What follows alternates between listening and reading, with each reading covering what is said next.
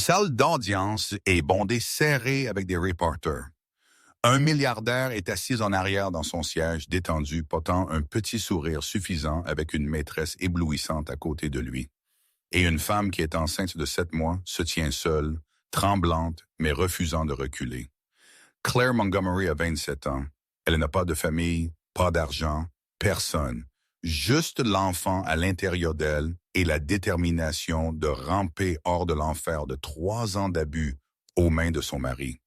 Preston Whitmore a 44 ans, un milliardaire de la technologie, l'homme qui lui a cassé une côte, qui a enroulé ses mains autour de sa gorge jusqu'à ce qu'elle ne puisse plus respirer, qui a menacé de la tuer si elle osait jamais partir. Aujourd'hui, il est assis là comme s'il avait déjà gagné. Personne ne s'attend à ce qui se passe ensuite. Veronica Lane, la maîtresse de Preston, se lève soudainement sur ses pieds. Elle charge le long de la rangée comme un animal sauvage. Hors de contrôle et juste devant la cour entière, devant des dizaines de caméras, devant des centaines de témoins, elle donne un coup de pied à Claire directement dans le ventre. Un cri déchire la pièce. Claire s'effondre sur le sol. Du sang se répand sur les froides planches de bois. Elle se plie en deux dans une douleur agonisante alors que la menace d'un travail prématuré plane. Le bébé à l'intérieur d'elle est en danger. Toute la salle d'audience est secouée. Mais il y a un homme assis dans la toute dernière rangée qui ne bouge pas du tout. Damon Blackwell a 36 ans, le plus puissant chef de la mafia de Chicago. Ses yeux gris sont froids comme la glace. Son visage ne montre rien, mais sa main serre la chaise si fort que le bois craque et gémit. Il regarde fixement le collier papillon en argent sur la gorge de Claire. Le charme scintille sous les lumières de la salle d'audience et son monde s'effondre. Il y a 15 ans, Damon n'était rien d'autre qu'un gangster mourant dans une allée sombre, tiré 2 fois, attendant de saigner à mort. Une maigre fille de 12 ans l'a traîné dans un abri de rangement, a pansé ses blessures et lui a apporté de la nourriture pendant 3 jours d'affilée. La fille portait un collier papillon. La fille avait des yeux verts. Cette fille a sauvé sa vie. Puis elle a disparu avant qu'il ne puisse jamais dire merci. Il avait passé plus d'1 décennie à chercher. Chaque jour était un rappel de la dette qu'il avait juré de rembourser. Et maintenant, il l'a trouvée.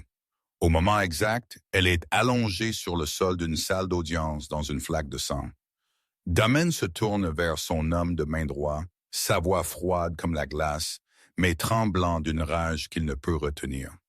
Preston Whitmore vient de toucher quelque chose qu'il n'aurait jamais dû toucher. Préparez tout. Je vais collecter cette dette sou par sou. Ceci est une histoire de violence, de pouvoir, d'une dette de vie qui s'est étendue sur 15 ans et d'une sorte de justice plus brutale que quiconque pourrait jamais imaginer. Si vous voulez savoir comment Damien se vengera de Preston, appuyez sur « J'aime tout de suite ». Partagez cette vidéo avec quiconque aime les histoires qui touchent profondément. Et n'oubliez pas de vous abonner et d'activer les notifications pour ne pas manquer la prochaine partie. La baleine d'une sirène d'ambulance déchire l'air de la ville de Chicago.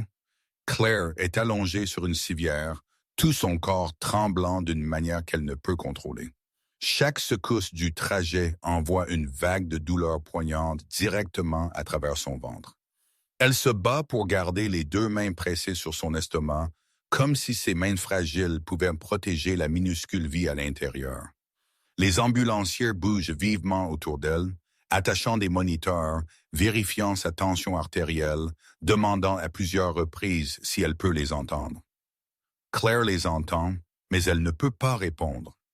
Sa gorge se serre fermée. Des larmes coulent vers ses tempes, s'imprégnant dans ses cheveux emmêlés.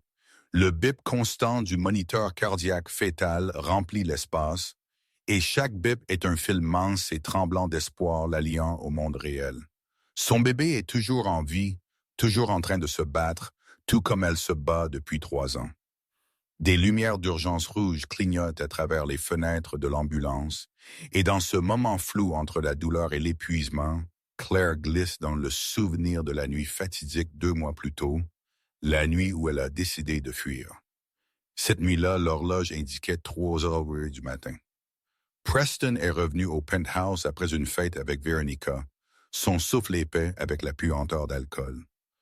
Claire dormait ou essayait de faire semblant de dormir, priant qu'il aille directement à la salle de bain comme il le faisait toujours, mais il ne l'a pas fait.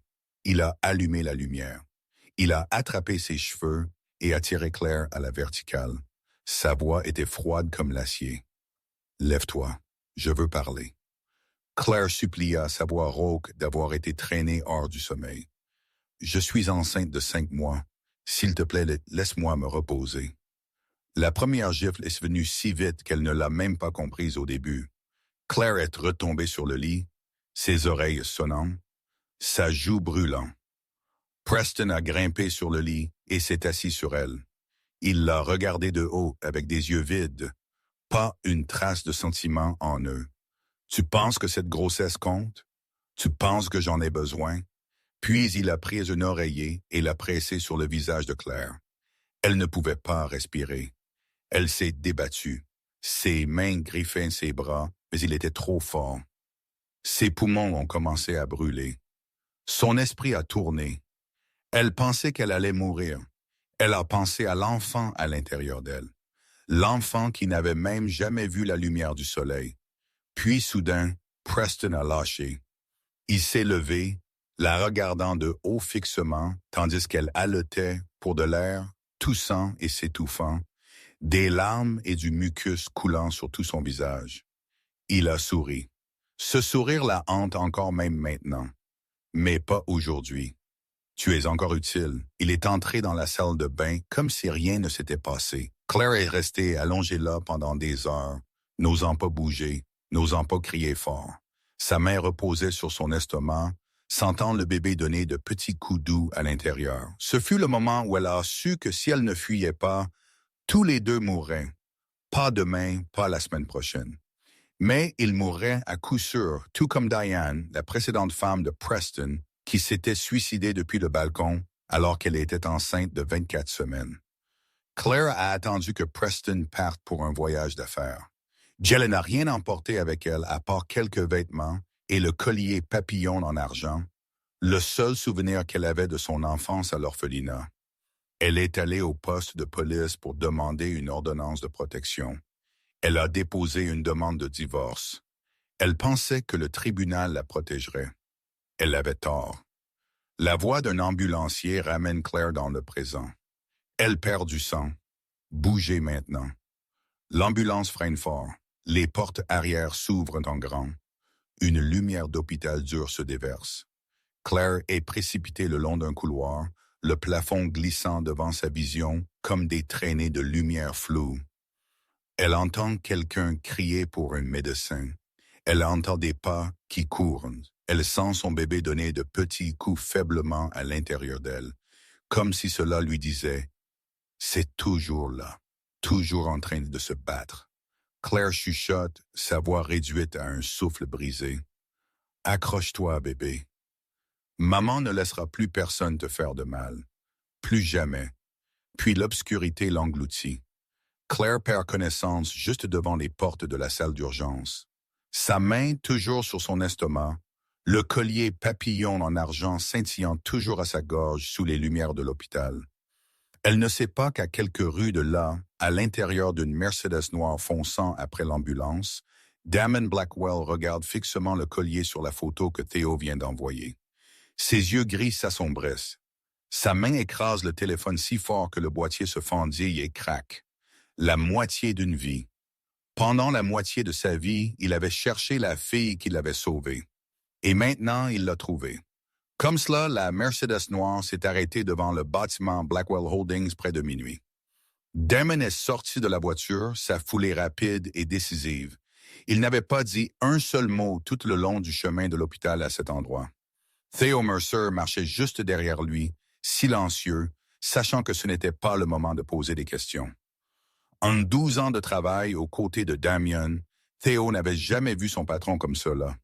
Ses yeux gris, habituellement froids et calculateurs, brûlaient maintenant d'un feu bas et couvant que Theo ne pouvait nommer. Un ascenseur privé les a transportés au dernier étage. Le bureau de Damien occupait tout le niveau avec des baies vitrées du sol au plafond donnant sur Chicago la nuit. La ville scintillait en dessous comme un tapis d'étoiles, mais Damien n'a pas regardé. Il est allé directement à son bureau et enlevé son manteau et l'a jeté sur une chaise, puis s'est tourné vers Théo. Le dossier, pas une question, un ordre. Théo a posé une épaisse pile de documents sur le bureau. Il avait fait rassembler par ses gens chaque morceau d'information qu'il pouvait en moins de 2 heures. C'était le privilège de travailler pour l'homme le plus puissant de Chicago. Damon a ouvert le dossier. La première photo était Claire Montgomery, prise des dossiers du tribunal. 27 ans, yeux verts, cheveux bruns foncés, un visage mince, mais s'accrochant toujours à une beauté douce qu'une vie brutale n'avait pas pu effacer complètement. Damon a regardé fixement l'image, son doigt glissant légèrement le long du contour de son visage. Depuis cette nuit fatidique, pendant plus d'une décennie, il avait essayé de se souvenir du visage de la petite fille qui lui avait sauvé la vie dans cette allée sombre. Le temps avait brouillé la mémoire, ne lui laissant que ses yeux verts et le collier papillon en argent. Maintenant, en regardant cette photo, il savait. Il savait avec certitude. Theo a parlé, sa voix basse et prudente. Claire Montgomery, 27 ans, une orpheline. Pas d'informations sur ses parents biologiques. Elle a été amenée à l'orphelinat St. Mary's dans le South Side de Chicago quand elle n'avait que quelques mois. Elle y a vécu jusqu'à ses 18 ans. Damon a levé la tête. Southside Orphelinat St. Mary's, à moins de 3 pâtés de maison de l'allée où il avait failli mourir. Tout se mettait en place. Theo a continué. Après qu'elle ait quitté l'orphelinat, elle a travaillé à chaque emploi qu'elle a pu.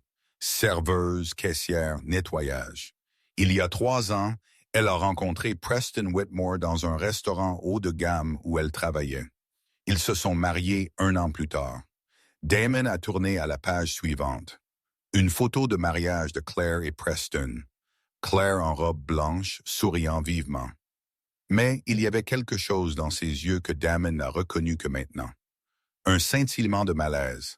Un fragment de peur niché soigneusement sous une mince couche de bonheur fragile. Preston se tenait à côté d'elle, tenant sa main comme s'il tenait quelque chose qui lui appartenait. Et cela a placé une autre photo sur le bureau. C'était une image fixe de la caméra de sécurité du palais de justice, agrandie.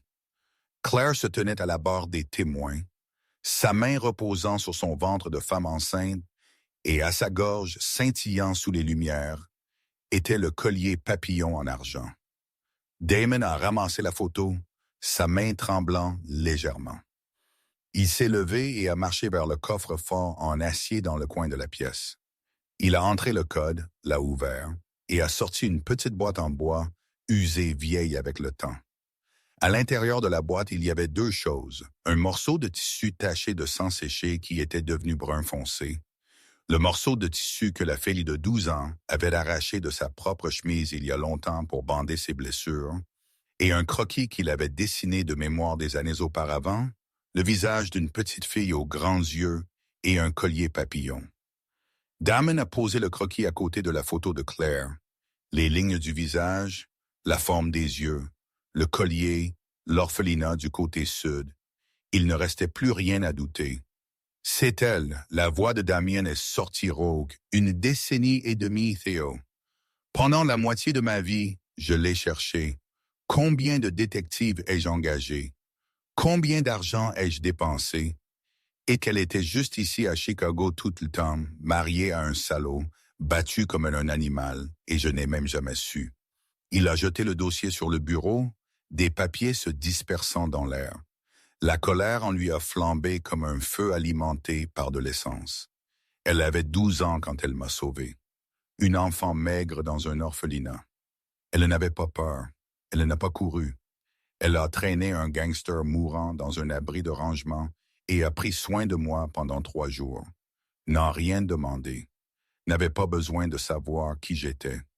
Damon a regardé fixement à travers la vitre, les lumières de la ville se reflétant dans le gris assombri de ses yeux. Et maintenant cette femme est allongée dans un hôpital parce qu'elle a reçu un coup de pied dans l'estomac alors qu'elle est enceinte de 7 mois par la maîtresse du mari bon à rien dont elle essaie de s'échapper. Il s'est retourné vers Theo, sa voix froide comme la glace, mais chaque mot lourd de poids. Preston Whitmore. Je veux tout sur lui. Affaires, finances, chaque squelette dans son placard. Chaque secret qu'il cache. Et cette pime nommée Veronica Lane aussi. Je veux tout cela sur mon bureau avant midi demain. Theo a hoché la tête. Et elle, Claire. Claire. Damon a regardé de nouveau la photo de Claire dans le dossier. Ses yeux verts, identiques aux yeux qui l'avaient regardé sans peur 15 ans plus tôt dans cette allée sombre. Elle m'a donné une seconde vie. Tout ce que j'ai, cet empire, ce pouvoir, cet argent. Tout a commencé la nuit où elle m'a sauvé. Il a serré son poing, les yeux fixés droit devant. Maintenant, c'est mon tour de payer la dette. Claire a ouvert ses yeux sous une lumière blanche dure. Elle ne savait pas depuis combien de temps elle était inconsciente. Peut-être quelques heures, peut-être toute la nuit. Le plafond de l'hôpital flottait et sortait du focus au-dessus d'elle, et il lui a fallu plusieurs longues secondes pour comprendre où elle était. La morsure familière de désinfectant a rempli son nez. Des machines bipaient à un rythme constant à son côté, et la première chose qu'elle a vraiment enregistrée était que sa main reposait toujours sur son ventre. Claire a essayé de bouger, mais tout son corps faisait mal, comme si un camion avait roulé juste sur elle. Sheila a regardé vers le bas et a vu la blouse d'hôpital bleu pâle, les lignes de perfusion scotchées à son bras et le moniteur cardiaque fœtal affichant des chiffres qu'elle ne comprenait pas. Mais elle pouvait entendre le battement de cœur constant et sûr, et c'était tout ce qu'elle avait besoin de savoir. Son bébé était toujours en vie. La porte de la pièce s'est ouverte. Une femme d'âge moyen en blouse blanche est entrée, suivie par une infirmière plus âgée aux cheveux argentés et aux yeux bienveillants. La femme en blouse s'est présentée comme la Dr. Helena Shaw, le médecin en charge du cas de Claire. D'une voix professionnelle qui portait toujours un soin authentique, elle a expliqué que Claire avait subi une chirurgie d'urgence pour arrêter le saignement et stabiliser son état.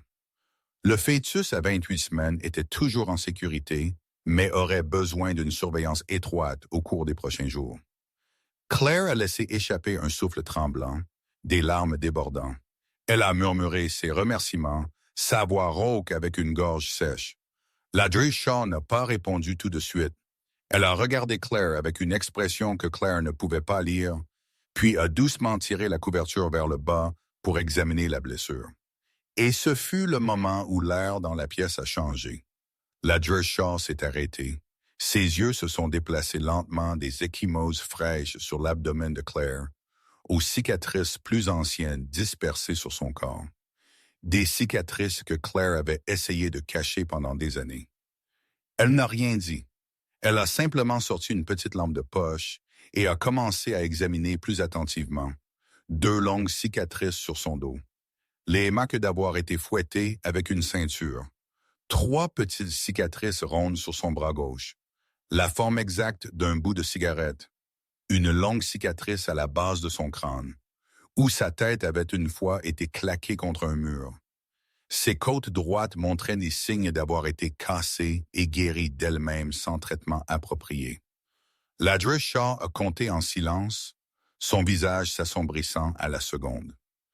14 cicatrices, 14 traces des nuits de terreur que Claire avait endurées sans un mot.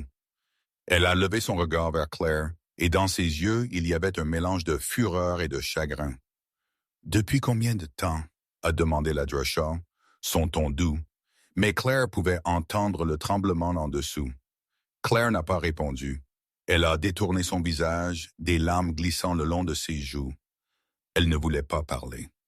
Elle ne voulait pas que quiconque sache. Elle avait honte. Elle était terrifiée. Elle avait vécu dans l'obscurité si longtemps que la lumière lui donnait envie de se replier sur elle-même. L'infirmière plus âgée s'est approchée et s'est assise à côté du lit de Claire. Elle s'est présentée comme Ruth Patterson, sa voix chaude comme des bras autour de quelqu'un qui se noie. Elle n'a rien demandé d'autre. Elle a simplement pris la main de Claire dans la sienne et s'est assise là, silencieuse, la laissant pleurer. Après un long moment, Ruth a parlé, sa voix basse et régulière. « Tu n'es pas seule, Claire. Tu n'as pas besoin d'avoir honte. Rien de tout cela n'est ta faute. » Claire l'a regardé, les yeux gonflés de rouge. « Comment connais-tu mon nom? » Ruth lui a donné un sourire triste. « Toute la ville parle de toi. La vidéo de la salle d'audience est répandue partout. Tout le monde a vu ce que cette femme t'a fait. » Claire a fermé ses yeux, l'humiliation montant comme une prise d'étranglement. Le monde entier avait été témoin de son moment le plus faible. Le monde entier l'avait regardé tomber dans une flaque de sang.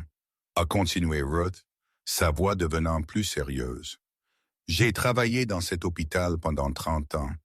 J'ai vu des femmes comme toi, des cicatrices comme les tiennes. Et j'ai aussi vu ce qui se passe quand elles retournent vers les hommes qui leur ont mis ces cicatrices. » Elle s'est penchée plus près, regardant droit dans les yeux de Claire. « Ne signe aucun papier qu'il t'apporte.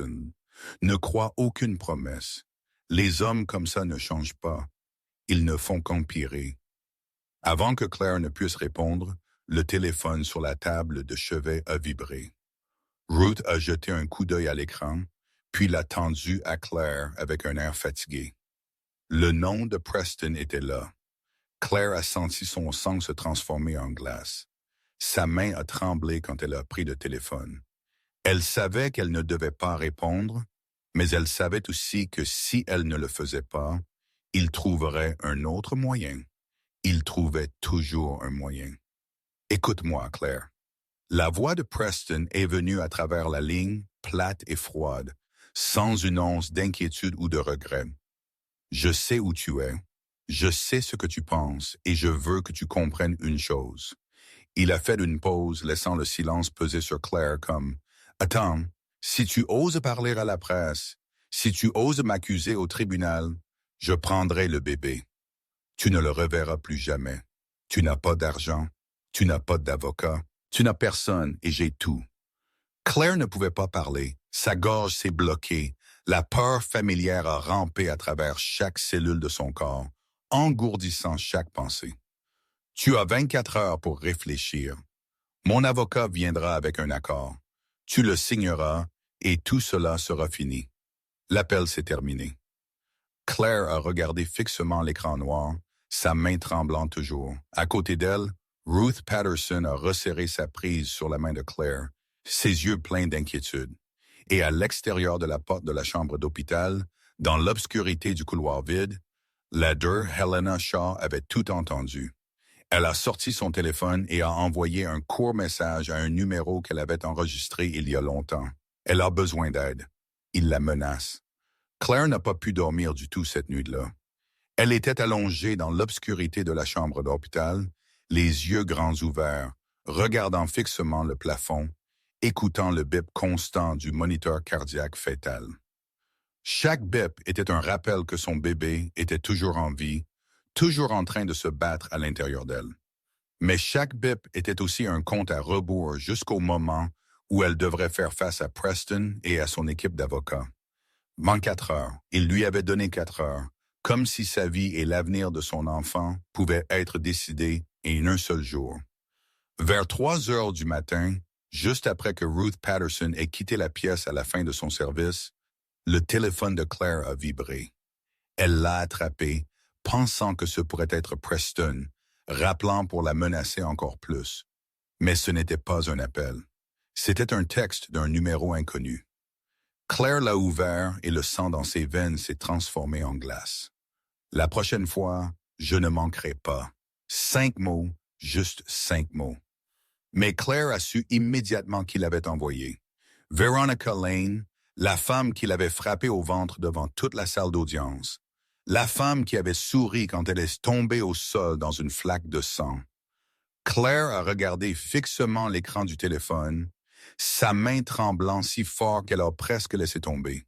« La prochaine fois, je ne manquerai pas. » Cela signifiait qu'il y aurait une prochaine fois. Cela signifiait qu'elle voulait toujours la tuer. Tuer son bébé.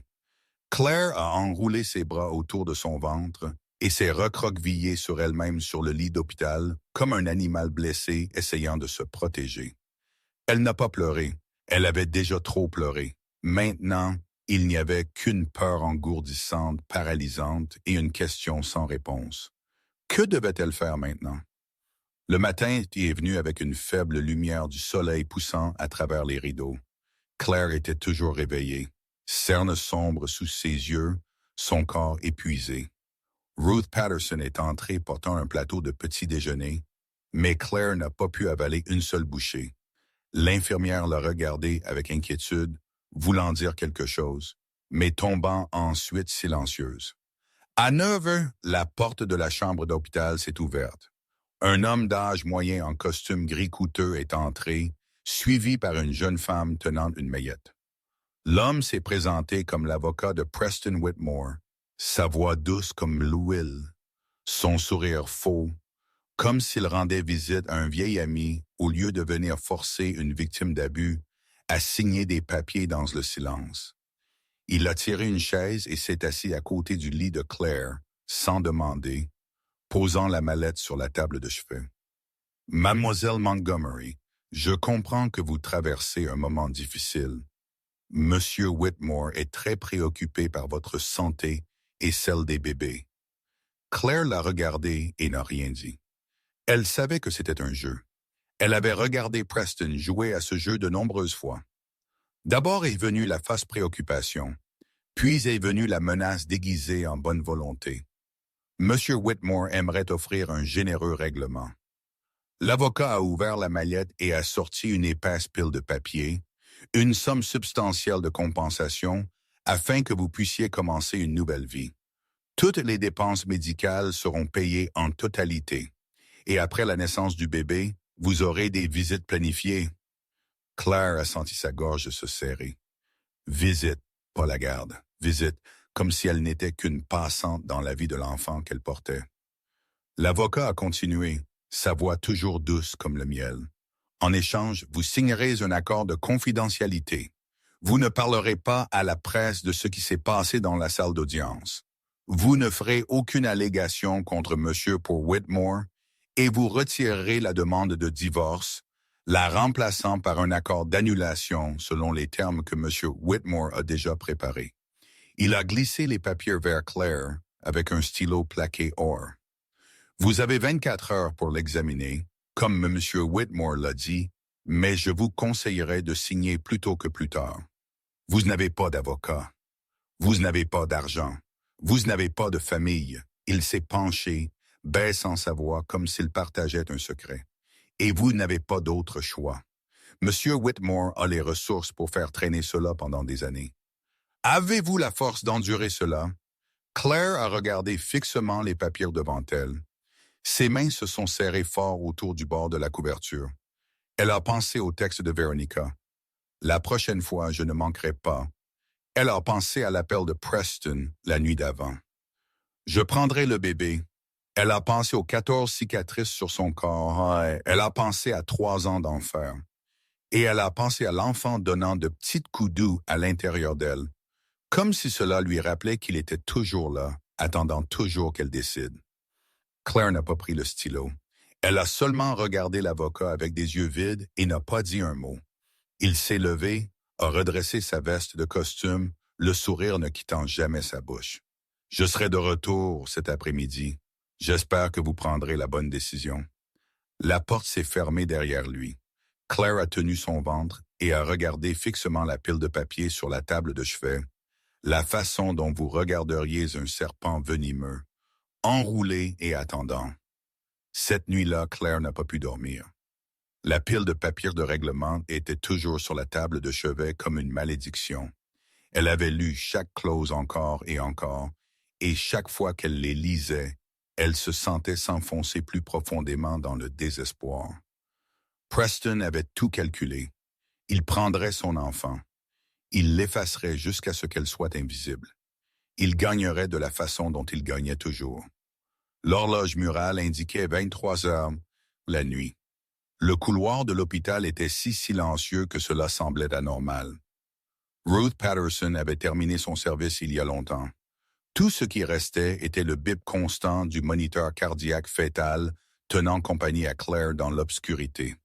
Puis la porte de sa chambre s'est ouverte. Claire a sursauté, son corps s'emballant dans un rythme frénétique.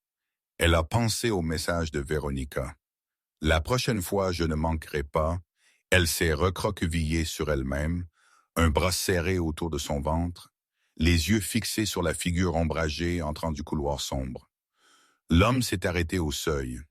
La lumière du couloir s'est déversée, sculptant les angles durs de son visage, ses cheveux noirs et ses yeux gris froids.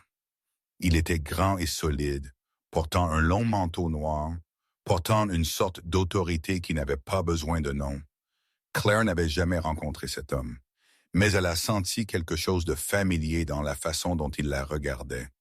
Pas le regard d'un ennemi, pas le regard d'un étranger, quelque chose de plus profond que cela, quelque chose de plus douloureux, comme s'il avait attendu ce moment pendant très longtemps. Je ne suis pas ici pour te faire du mal. La voix de l'homme était basse et rauque, comme s'il retenait une émotion féroce. Mon nom est Damon Blackwell. Claire n'a pas bougé. Elle connaissait ce nom. Qui, à Chicago, ne le connaissait pas? Damon Blackwell, le baron du monde souterrain, l'homme que la police n'oserait pas toucher, l'homme que même les milliardaires traitaient avec prudence. Et il se tenait dans sa chambre d'hôpital près de minuit.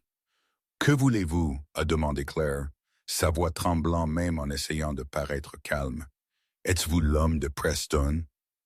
Damon s'est approché, a tiré une chaise et s'est assis à côté de son lit, gardant juste assez de distance pour qu'il ne la pousse pas dans la panique. Il n'a pas répondu à sa question tout de suite. Au lieu de cela, il l'a regardée, ses yeux gris se déplaçant lentement sur son visage, comme s'il essayait de mémoriser chaque ligne. Puis, il a atteint dans sa poche de manteau et sorti quelque chose et l'a posé sur le bord du lit. Claire a regardé vers le bas. C'était un vieux morceau de tissu, assombri par le temps et par du sang qui avait séché il y a 15 ans. Le cœur de Claire s'est arrêté un battement. Elle a reconnu ce morceau de tissu.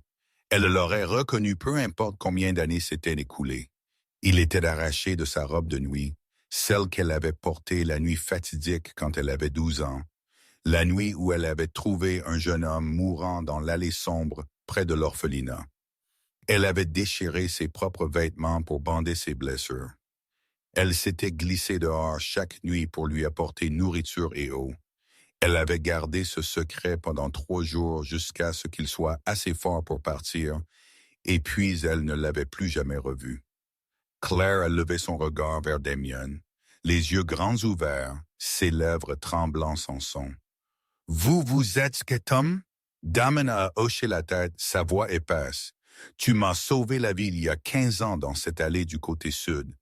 J'avais 21 ans, tiré 2 fois, attendant de mourir. » Il a fait une pause, aspirant une profonde respiration, comme s'il en avait besoin pour retenir ce qui montait en lui. Une maigre fille de 12 ans en vieille robe de nuit déchirée m'a traîné dans un abri de rangement. Elle n'avait pas peur, elle n'a pas couru, elle n'a pas appelé la police. Elle m'a juste regardé et a dit « Personne ne mérite de mourir seul dans le noir. » Des larmes ont débordé des yeux de Claire. Elle s'est souvenue. Elle s'est souvenue de tout. Elle s'est souvenue des yeux du jeune homme cette nuit-là. Pleins de douleur, mais pas suppliants. Pleins de désespoir, mais pas brisés. Elle s'est souvenue de la façon dont il tenait sa main pendant qu'elle pansait ses blessures. Faible mais chaud. Elle s'est souvenue du merci qu'il a murmuré avant qu'elle ne se glisse de nouveau dans l'orphelinat chaque nuit. « J'ai cru que tu étais mort », a chuchoté Claire, sa voix s'étranglant. « Je suis retournée à l'abri après, mais tu étais parti. J'ai cru que tu n'y étais pas arrivé. » Damien a secoué la tête et dans ses yeux il y avait une sorte de lumière que Claire n'avait jamais vue chez personne. « J'ai vécu grâce à toi et je t'ai cherché pendant la moitié de ma vie. J'ai engagé des détectives, j'ai dépensé des centaines de milliers de dollars. J'ai fouillé chaque orphelinat du côté sud. Mais tu étais comme si tu avais disparu de la surface de la terre. » Son regard est tombé sur le collier papillon en argent scintillant à la gorge de Claire, jusqu'à ce que je te voie dans cette salle d'audience. Ce collier, ces yeux, j'ai su immédiatement que c'était toi. Claire a levé une main vers le collier, le seul souvenir qu'elle avait de son enfance, la seule chose qu'elle avait emportée avec elle quand elle a fui Preston. Mais pourquoi m'as-tu cherché? J'ai seulement fait ce que n'importe qui aurait fait. Damon a secoué la tête, sa voix ferme. Non, pas n'importe qui. Les gens auraient fui. Les gens auraient appelé la police. Les gens ne risqueraient pas leur vie pour un gangster saignant à mort dans une ruelle. Il s'est penché, regardant droit dans les yeux de Claire. Tu m'as donné une seconde vie. Tout ce que j'ai aujourd'hui, ce pouvoir, cet argent, cet empire, tout a commencé la nuit où tu m'as sauvé. Parce que sans toi, je serais mort dans cette ruelle. Il a posé sa main sur le morceau de tissu usé, sa voix tremblant légèrement. J'ai gardé cela pendant 15 ans comme un rappel de la dette que je n'ai jamais remboursée. Et maintenant, je te trouve allongé dans un hôpital, battu par ton mari, menacé par son avocat, frappé au ventre pendant que tu es enceinte. Les yeux de Damien se sont assombris, la colère s'enflammant à travers chaque mot. Preston Whitmore pense qu'il peut faire ce qu'il veut parce qu'il a de l'argent. Il a tort. Claire l'a regardé, des larmes glissant toujours le long de ses joues. « Que vas-tu faire? » Damon s'est levé et pressé le vieux morceau de tissu dans la main de Claire, et sa voix est devenue froide comme la glace, portant un vœu qui ne pouvait être brisé. « Je vais payer cette dette. Je vais te protéger et je vais faire payer Preston Whitmore pour chaque goutte de sang que tu as versé. » Damien n'est pas parti après avoir révélé qui il était. Il est resté dans la chaise à côté du lit d'hôpital, silencieux, attendant, comme s'il savait que Claire avait besoin de temps pour traiter tout ce qui venait de se passer. Elle a regardé le morceau de tissu usé dans sa main, ses doigts tremblants traçant les taches rigides et sombres de sang que le temps y avait scellées. 15 ans, elle avait sauvé un étranger il y a 15 ans et n'a jamais une seule fois imaginé qu'elle le reverrait. Maintenant, cet homme était assis devant elle, disant qu'il la protégerait, disant qu'il ferait payer Preston. Mais Damon ne savait pas comment était Preston. Il ne savait pas comment elle avait vécu ces 3 dernières années. Il ne savait pas ce qu'elle avait enduré. « Vous voulez m'aider ?» a dit Claire enfin, sa voix rauque. « Mais vous ne comprenez pas. Preston n'est pas normal. Il n'est pas juste riche. Il est dangereux. Il est, elle s'est arrêtée, sa gorge se serrant. Les souvenirs qu'elle avait essayé d'enterrer sont revenus en trombe comme une vague de marée, la noyant dans une douleur qu'elle avait pensé être devenue pierre. Damon n'a pas poussé. Il s'est simplement assis là, ses yeux gris sur elle avec une concentration patiente, comme s'il attendrait toute la nuit si c'est ce qu'il fallait. Et cette patience, ce silence sans jugement, a fissuré quelque chose à l'intérieur de Claire. Elle a commencé à le raconter depuis le début, depuis le jour où elle a rencontré Preston. Elle avait 24 ans, travaillant comme serveuse dans un restaurant haut de gamme au centre-ville de Chicago. Preston est entré seul, l'a appelé, lui a dit qu'elle avait un beau sourire. Il a laissé un pourboire 10 fois le montant de la facture et son numéro de téléphone sur une serviette. Elle n'a pas appelé, mais il est revenu le lendemain. Et le jour d'après, il a envoyé des fleurs, des cadeaux. Il l'a prise dans des voitures chères. Il lui a dit qu'elle était spéciale. Il lui a dit qu'elle méritait une meilleure vie. Et elle, une orpheline élevée dans un orphelinat, une fille qui n'avait jamais été vraiment aimée par personne, l'a cru. Ils se sont mariés après 1 an de fréquentation. Claire pensait avoir trouvé le bonheur. Elle avait tort. La première fois que Preston l'a frappée, c'était 8 mois après le mariage. Elle a cuisiné le dîner 15 minutes en retard parce que le trafic l'avait ralenti quand elle est sortie acheter des provisions. Il est rentré à la maison, a vu la table vide, et la giflée est venue si vite qu'elle n'a même pas compris ce qui se passait. Elle est tombée au sol, sa joue brûlant, ses oreilles sonnant. Il est tombé à genoux, a enroulé ses bras autour d'elle et a pleuré. Il a dit qu'il était désolé. Il a dit qu'il était sous trop de stress. Il a dit qu'il ne le ferait plus jamais. Elle l'a cru cette fois-là, mais la 2e fois est venue 2 semaines plus tard. Puis la 3e, la 4e. Elle a perdu le compte. Chaque fois, il y avait une raison différente. Elle a parlé à un homme étrange. Elle portait une jupe trop courte. Elle l'a regardé de la mauvaise manière. Elle a posé des questions sur les messages de Veronica. Et chaque fois, la raison était sa faute, toujours sa faute. Il l'a frappée et lui a dit qu'elle l'avait fait faire. Puis la violence a escaladé. Ce n'était plus seulement des gifles. Claire lui a parlé de la nuit où il l'avait frappée assez fort pour lui casser 2 côtes parce qu'elle avait demandé à visiter la tombe de sa mère. La femme qui avait été la seule à prendre soin d'elle à l'orphelinat avant qu'elle ne meure. Il lui a dit qu'elle aimait les morts plus qu'elle ne l'aimait lui. Il lui a dit qu'elle était ingrate. Il l'a frappée jusqu'à ce qu'elle se recroqueville sur le sol, puis est allée se coucher comme si rien ne s'était passé.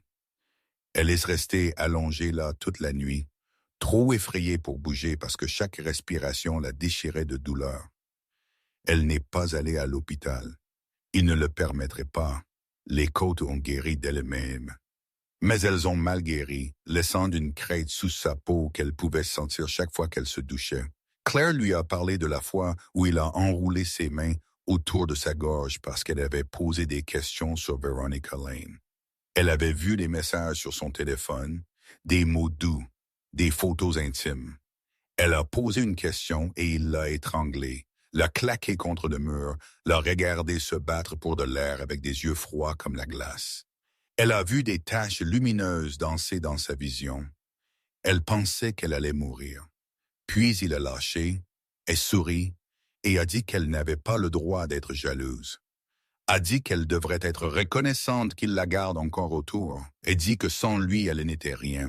Et la partie la plus terrifiante était qu'elle le croyait. Elle croyait que sans lui, elle ne pourrait pas survivre. Il avait contrôlé tout dans sa vie, argent, amis, famille.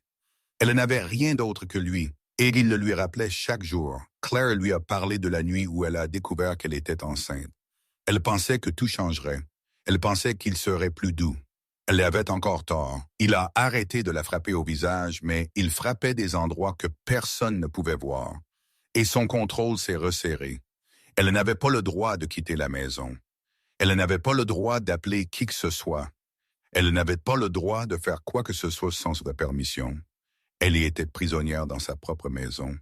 Et puis est venue la nuit fatidique 2 mois plus tôt. La nuit où il l'a étouffée avec un oreiller.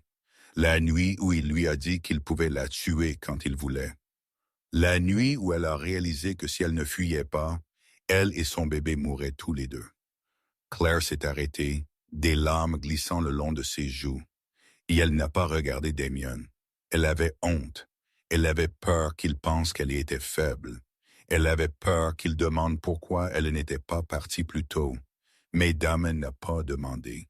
Il est juste resté assis là, serrant le bord de la chaise si fort que ses jointures sont devenues blanches. Quand Claire a finalement levé les yeux, elle a vu que les yeux gris de Damien n'étaient plus froids. Ils brûlaient d'un feu qu'elle n'avait jamais vu auparavant. C'était de la fureur, mais ce n'était pas dirigé vers elle. C'était dirigé vers Preston. « Tu es très courageuse, » a dit Damon, sa voix épaisse. « Plus courageuse que quiconque j'ai jamais connu. Tu as survécu. Tu as couru. Tu t'es tenue seule dans une salle d'audience et tu t'es battue pour ton bébé. Ce n'est pas de la faiblesse, c'est de la force. » Il s'est penché plus près, regardant droit dans ses yeux. « Et je te jure, Preston Whitmore va payer pour chaque cicatrice sur ton corps, chaque nuit où tu as pleuré seul, chaque fois que tu as pensé que tu allais mourir, il va payer pour tout cela. » Damien a sorti son téléphone et a envoyé un texto à quelqu'un. Quelques minutes plus tard, la porte de la chambre d'hôpital s'est ouverte et Theo Mercer est entré avec un épais dossier dans ses mains. Il l'a posé sur la table à côté du lit de Claire, a donné un bref hochement de tête à Damon, puis est parti silencieusement sans dire un mot. Claire a regardé fixement le dossier avec suspicion. Elle ne comprenait pas pourquoi Damon apporterait des documents ici au milieu de la nuit.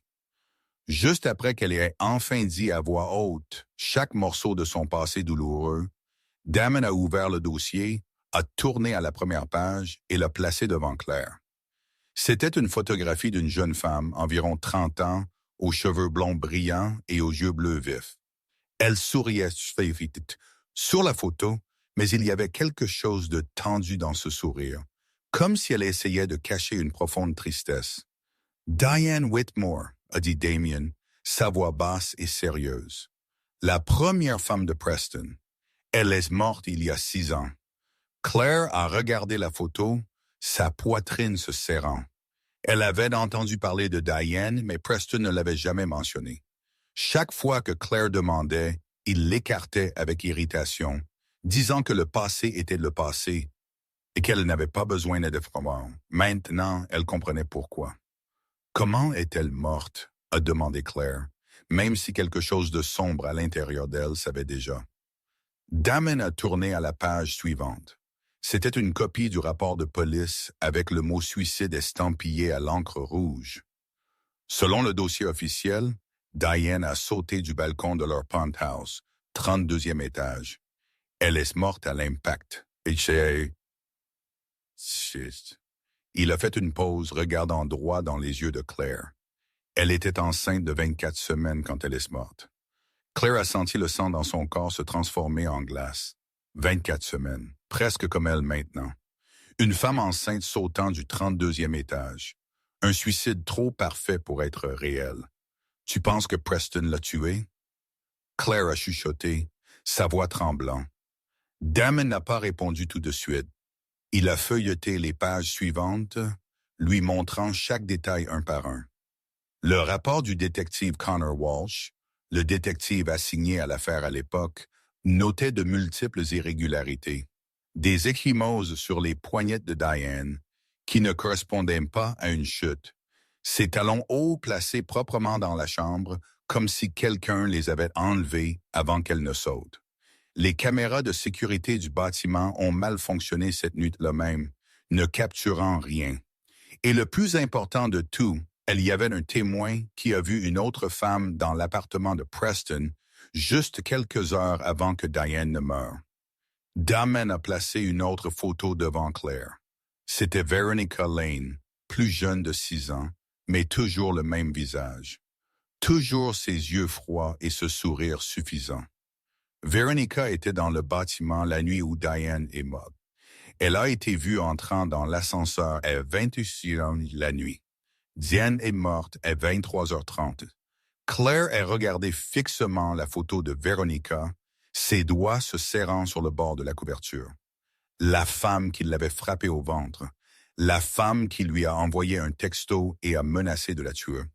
Cette femme avait été là la nuit où la première femme de Preston est morte. Les pièces se mettaient en place, révélant quelque chose d'horrifiant. Le détective Walsh soupçonnait d'un jeu déloyal. Damon a continué. Il voulait creuser plus profondément. Mais 2 semaines plus tard, il a été forcé de quitter l'affaire. Pas de raison officielle, juste un ordre de plus haut, et l'affaire a été classée avec le suicide comme conclusion finale. Claire a compris immédiatement. Preston avait utilisé l'argent et le pouvoir pour enterrer la vérité. Il l'avait fait il y a 6 ans et il essayait de lui faire la même chose maintenant. Damon a tourné à la dernière page du dossier. C'était une copie des dossiers médicaux de Diane datant de 6 mois avant sa mort. Côte cassée, ecchymose sur son dos, une blessure à la tête, tout documenté comme des accidents domestiques, tout comme les 14 cicatrices sur le corps de Claire. « Tu n'es pas la première victime », a dit Damon, sa voix froide comme la glace, épaisse d'indignation. « Diane a souffert de la même manière que toi. Elle a été battue, contrôlée, isolée, et quand elle a essayé de s'en sortir, quand elle a menacé de dire au monde ce que Preston faisait, elle est morte. » Claire a regardé son ventre où son bébé donnait de petits coups doux. Diane avait été enceinte quand elle est morte. Diane avait essayé de s'échapper de Preston aussi. Diane avait « La prochaine fois, je ne manquerai pas ». Claire a chuchoté de nouveau, et soudain, elle a compris ce que ces mots signifiaient vraiment. Ce n'était pas seulement une menace, c'était une confession. Veronica n'avait pas manqué avec Diane. Elle avait aidé Preston à tuer sa première femme, et maintenant elle voulait faire la même chose à Claire. Preston pense qu'il peut tuer et ne jamais être puni. Damien a dit en se levant et en fermant le dossier. Il a tort. J'ai trouvé le détective Walsh. Il a accepté de coopérer. Il a gardé chaque pièce de preuve pendant 6 ans. Attendant une chance d'apporter justice à Diane, il a regardé Claire, les yeux gris durs de résolution. Et maintenant, cette chance est là. Nous n'allons pas seulement te protéger, nous allons exposer tout cela. Preston paiera pour ce qu'il t'a fait, à Diane, à chaque femme qu'il a détruite. Claire a regardé Damien, des larmes glissant le long de ses joues. Pour la première fois en 3 ans, elle ne s'est pas sentie seule. Pour la première fois, elle pouvait voir une mince ligne d'espoir. 2 jours après la nuit, Damon a révélé le dossier sur Diane Whitmore. Claire a été déplacée dans une chambre privée au plus haut étage de l'hôpital. Damon avait tout arrangé. La sécurité a été renforcée. Les étrangers ne pouvaient pas s'approcher d'elle sans permission. Et le plus important de tout, l'avocat de Preston ne pouvait pas revenir pour la presser de signer quoi que ce soit. Claire ne savait pas ce que Damon avait fait pour que tout cela se produise. Et elle n'a pas demandé. Elle savait seulement que pour la première fois depuis longtemps, elle pouvait dormir sans craindre que quelqu'un ne fasse éruption dans sa chambre au milieu de la nuit. Cet après-midi-là, Damien est arrivé avec un groupe de personnes. Il a dit à Claire que c'était ceux qui l'aideraient à se battre, ceux qui se tiendraient avec elle jusqu'à la toute fin. Et alors qu'ils entraient dans la pièce un par un, Claire a réalisé que ce n'était plus une bataille qu'elle devait affronter seule. La première était une femme d'âge moyen d'environ 52 ans, cheveux noirs striés d'argent, tirés en un chignon soigné à la nuque, yeux perçants comme ceux d'un aigle. Elle portait un costume gris foncé et marchait avec un but décisif, portant la présence de quelqu'un qui avait combattu et survécu à d'innombrables guerres légales. Damon l'a présentée comme Margaret Chen, bien que tout le monde l'appelait Maggie, une avocate légendaire de Chicago, le genre qui avait gagné des centaines de cas compliqués, le genre qui ne reculait jamais devant le pouvoir ou l'argent. Maggie a serré la main de Claire, ferme et chaude, et a dit qu'elle avait étudié le dossier de Claire pendant les 2 derniers jours et qu'elle était prête à se battre. Le second était un homme d'environ 45 ans, grand et mince, avec un visage buriné et des raies profondes sculptées autour de ses yeux. C'était Connor Walsh, l'ancien détective qui avait été forcé de quitter l'affaire Diane Whitmore 6 ans plus tôt. Il a regardé Claire avec des yeux hantés, comme si elle était l'écho vivant de la femme qu'il n'avait pas pu sauver à l'époque. Il a dit à Claire qu'il avait gardé chaque pièce de preuve pendant 6 ans, attendant ce jour, le jour où il pourrait rendre justice à Diane et empêcher Preston de détruire quiconque d'autre. La troisième était la Dr. Helena Shaw, le médecin qui avait pris soin de Claire depuis le moment où elle était arrivée à l'hôpital. Elle a documenté les 14 cicatrices sur le corps de Claire dans le dossier médical officiel, les a photographiées comme preuve, et elle était préparée à témoigner au tribunal sur l'état de Claire. Elle a dit qu'elle avait vu bien trop de femmes abusées au cours de sa carrière et qu'elle ne pouvait plus rester silencieuse. La dernière était Ruth Patterson, l'infirmière qui avait réconforté Claire pendant ses premières nuits à l'hôpital. Elle s'est assise à côté du lit de Claire et lui a pris la main de la façon dont une mère tient ses filles. Elle a révélé que 6 ans plus tôt, elle avait aussi pris soin de Diane Whitmore quand elle avait été admise pour un accident domestique. Elle avait vu les ecchymoses, les blessures et le même regard effrayé que Claire portait maintenant. Elle avait voulu parler, mais le médecin traitant à l'époque l'avait arrêté, disant que la famille des patients ne voulait rien rendre public. 3 semaines plus tard, Diane était morte. Ruth avait vécu avec cette culpabilité pendant 6 ans parce qu'elle était restée silencieuse. Maintenant, elle ne serait plus silencieuse. Damon se tenait dans le coin de la pièce, regardant le groupe qu'il avait assemblé. Il n'était pas un avocat ou un détective. Il ne pouvait pas se tenir au tribunal et témoigner, mais il avait des ressources. Il avait du pouvoir, et il avait une résolution que rien ne pouvait ébranler.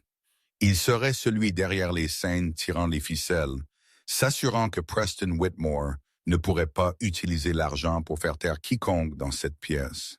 Maggie Chen a ouvert sa mallette et a commencé à exposer la stratégie. Phase 1. Rassembler et renforcer les preuves du modèle d'abus de Preston de Diane à Claire. Phase 2. Trouver des témoins supplémentaires. Des gens qui avaient vu, qui avaient su, mais qui étaient restés silencieux par peur. Phase 3.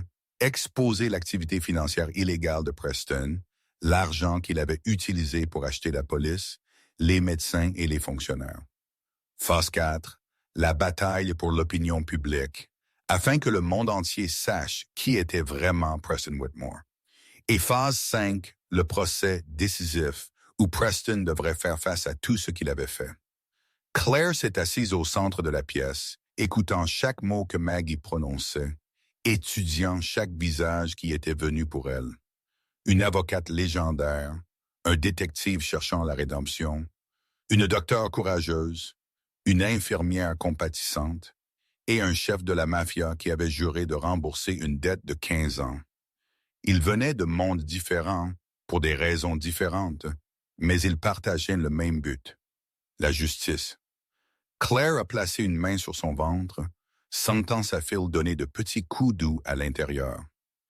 Elle n'était plus seule, et pour la première fois, elle croyait vraiment qu'elle pouvait gagner. 3 jours après la première réunion de l'Alliance, Connor Walsh a apporté des nouvelles cruciales. Il avait trouvé l'homme qu'il chassait depuis 6 ans, l'ancien chauffeur privé de Preston Whitmore, le seul homme qui savait où Preston avait été la nuit où Diane est morte.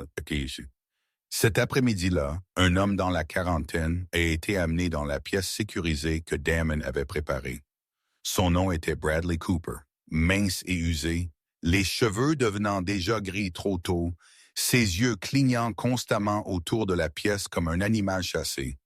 Il a tremblé en s'asseyant, les mains serrées ensemble, incapable de croiser le regard de quiconque. Claire s'est assise sur son lit de hôpital, le regardant. Elle a reconnu la peur dans ses yeux. C'était une peur qu'elle connaissait trop bien. Peur de Preston Whitmore. Connor Walsh s'est assis en face de Bradley, sa voix douce mais ferme. Il a dit à Bradley qu'il savait qu'il était resté silencieux pendant 6 ans. Il savait qu'il avait eu peur, mais c'était maintenant le moment de dire la vérité avant qu'une autre femme ne finisse morte. Bradley a regardé Connor, puis a jeté un coup d'œil à Claire, ses yeux atterrissant sur son ventre de femme enceinte. Il a avalé difficilement, a pris une respiration tremblante et a commencé à parler. Il avait été le chauffeur privé de Preston pendant 3 ans avant que Diane ne meure. Il savait que Preston battait sa femme plus d'une fois. Il avait conduit Diane à l'hôpital pour des accidents domestiques. Il avait vu les ecchymoses, le sang, et pourtant il n'avait rien dit. Il avait besoin du travail. Il avait besoin d'argent pour subvenir aux besoins de sa famille, et il avait peur de Preston. Puis la nuit fatidique est arrivée. La nuit où Diane est morte, Bradley se souvenait de chaque détail comme si cela s'était passé hier. Preston l'a appelé à 20h ce soir-là et lui a dit d'avoir la voiture prête. Quand Bradley a atteint le penthouse, Preston attendait déjà dans le hall avec Veronica Lane. Les deux étaient habillés proprement, comme s'ils se dirigeaient vers une fête. Preston a dit à Bradley de les conduire à une cabane en dehors de la ville, à environ 2 heures de route de Chicago. Tout le long du chemin, Preston et Veronica étaient assis sur le siège arrière, parlant normalement, comme si rien n'allait pas. Ils sont arrivés à la cabane à 22 heures la nuit. Preston a dit à Bradley d'attendre dans la voiture. Bradley s'est resté assis là pendant des heures, regardant les lumières de la cabane briller, entendant des rires dérivés de l'intérieur. À 3h du matin, Preston et Veronica sont ressortis. On dit à Bradley de les ramener à la maison. Quand ils sont revenus au penthouse, des voitures de police étaient déjà alignées devant le bâtiment. Des lumières rouges et bleues clignotaient partout. Quelqu'un a dit à Preston que sa femme avait sauté du balcon. Preston a joué parfaitement.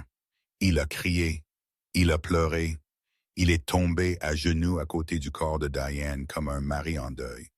Mais Bradley connaissait la vérité. Preston n'aurait pas pu être dans le penthouse quand Diane est morte, parce que Preston était à la cabane avec Veronica tout le temps. Cela signifiait que quelqu'un d'autre avait été dans l'appartement avec Diane, quelqu'un qui l'a poussé du balcon pendant que Preston tenait un alibi parfait ailleurs. Bradley a fait une pause, ses mains tremblant encore plus fort. Il a continué à dire que 2 jours après les funérailles de Diane, Preston l'a appelé dans son bureau privé. Il a posé une épaisse enveloppe devant Bradley. À l'intérieur, il y avait 200 000 $ en espèces.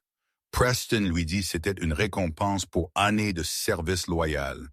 Puis, il ajouta une phrase Bradley n'oublia jamais. Si n'importe qui demande à propos de cette nuit, tu ne te souviens de rien. Et si tu te souviens, ta famille va avoir un accident. Tu comprends? Bradley comprit. Il prit l'argent, il démissionna, il déménagea vers une autre ville et il resta silencieux pendant 6 ans. Mais il n'oublia pas. Chaque nuit, il voyait toujours le visage de Diane dans ses rêves, le visage de la femme qu'il n'avait pas sauvée. Connor Walsh demanda à Bradley pourquoi il décida de parler maintenant. Bradley regarda Claire, des larmes coulant sur ses joues. Il dit qu'il avait regardé la vidéo de Claire étant frappée dans la salle d'audience. Il l'avait vue tomber, main serrant son ventre, sang se répandant sur le sol, et il avait pensé à Diane. Il ne pouvait pas laisser une autre femme mourir à cause de son silence. Il ne pouvait plus vivre avec la culpabilité. Maggie Chen écrivit chaque mot que Bradley dit. Elle demanda s'il était prêt à témoigner au tribunal, s'il était prêt à affronter Preston.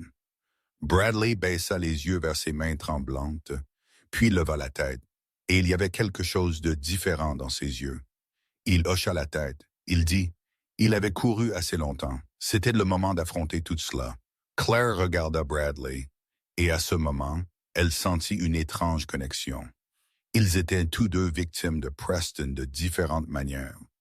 Ils avaient tous deux vécu dans la peur pendant des années, et maintenant ils étaient tous deux prêts à se battre. Damon se tenait dans le coin de la pièce, regardant en silence. Le témoignage de Bradley était la pièce manquante la plus importante. Cela prouvait Preston avait un alibi fabriqué la nuit Diane mourut. Cela montrait qu'il y avait eu une 3e personne dans l'appartement. Et combiné avec le témoin qui avait vu Veronica entrer dans le bâtiment, tout commençait à pointer vers une vérité. Preston et Veronica avaient assassiné Diane ensemble, et ils avaient presque fait la même chose à Claire. Cette nuit-là, après que Bradley Cooper soit parti, tout le monde dans l'Alliance s'éparpilla pour se reposer. Seul Damon resta. Il s'assit dans la chaise près de la fenêtre, regardant la ville de Chicago, noyée dans l'obscurité. Claire ne pouvait pas dormir. Elle était allongée sur le lit, les yeux grands ouverts, fixant le plafond, son esprit tournant avec tout ce qu'elle avait entendu ce jour-là.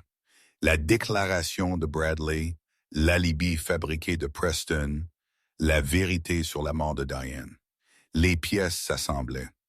Mais plus elle apprenait, plus elle devenait effrayée. Preston était plus dangereux qu'elle n'avait jamais imaginé. Il avait tué quelqu'un et s'en était tiré. Il pouvait le faire encore. Tu ne peux pas dormir. La voix de Damien sortit de l'obscurité. Pas une question, une certitude. Claire tourna sa tête vers lui. La lumière de la ville coupait les angles durs de son visage, ses yeux gris fixés sur quelque chose de lointain. Elle se poussa à la verticale, reposant contre les oreillers. Je pense à Diane, à ce qu'elle a traversé, à comment elle est morte. Elle marqua une pause, sa voix se coinçant. Et je me demande si tu n'étais pas apparu, aurais-je fini comme elle. Damien fut silencieux pendant longtemps. Puis il se leva et s'approcha, prenant la chaise à côté du lit de Claire. Il ne la regarda pas. Il regarda ses propres mains, mains qui avaient fait des choses impitoyables dans le passé.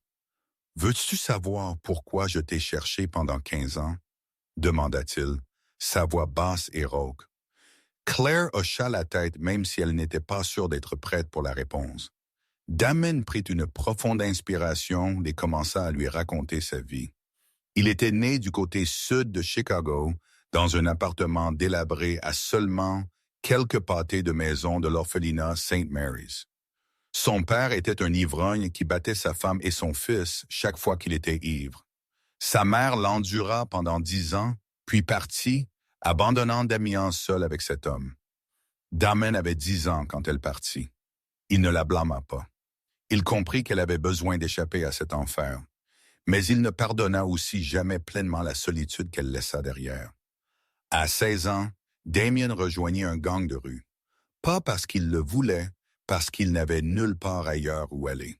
Le gang lui donna une famille, un endroit où appartenir, une raison d'exister. Il apprit à se battre. Il apprit à utiliser une arme. Il apprit à ne faire confiance à personne. Et petit à petit, il devint la chose même qu'il avait le plus détestée. Violent, dangereux, quelqu'un qui ne croyait plus en la bonté humaine. Puis cette nuit fatidique arriva. Il avait 21 ans, embusqué par un équipage rival après qu'un travail ait mal tourné. 2 balles le transpercèrent. Il rampa dans une ruelle sombre et attendit de mourir. Il n'avait pas peur. Il était habitué à la violence, au sang, à la mort. Il pensait seulement que sa vie finirait ici dans une ruelle sale, inconnue, mal aimée, oubliée. Puis cette petite fille apparut. 12 ans, maigre, portant une vieille robe de nuit déchirée, un collier papillon en argent autour de son cou. Elle ne courut pas quand elle le vit. Elle ne cria pas. Elle n'appela pas la police. Elle le regarda juste avec des yeux verts clairs et dit une phrase qu'il n'avait jamais oubliée. Personne ne mérite de mourir seul dans le noir. Damien s'arrêta, sa voix tremblant.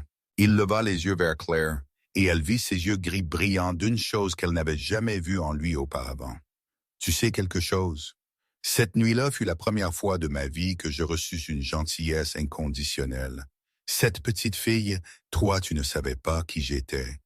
Tu ne savais pas ce que j'avais fait. Tu as seulement vu quelqu'un saigner et tu as choisi de le sauver. Pas de demande, pas de calcul, juste de la gentillesse.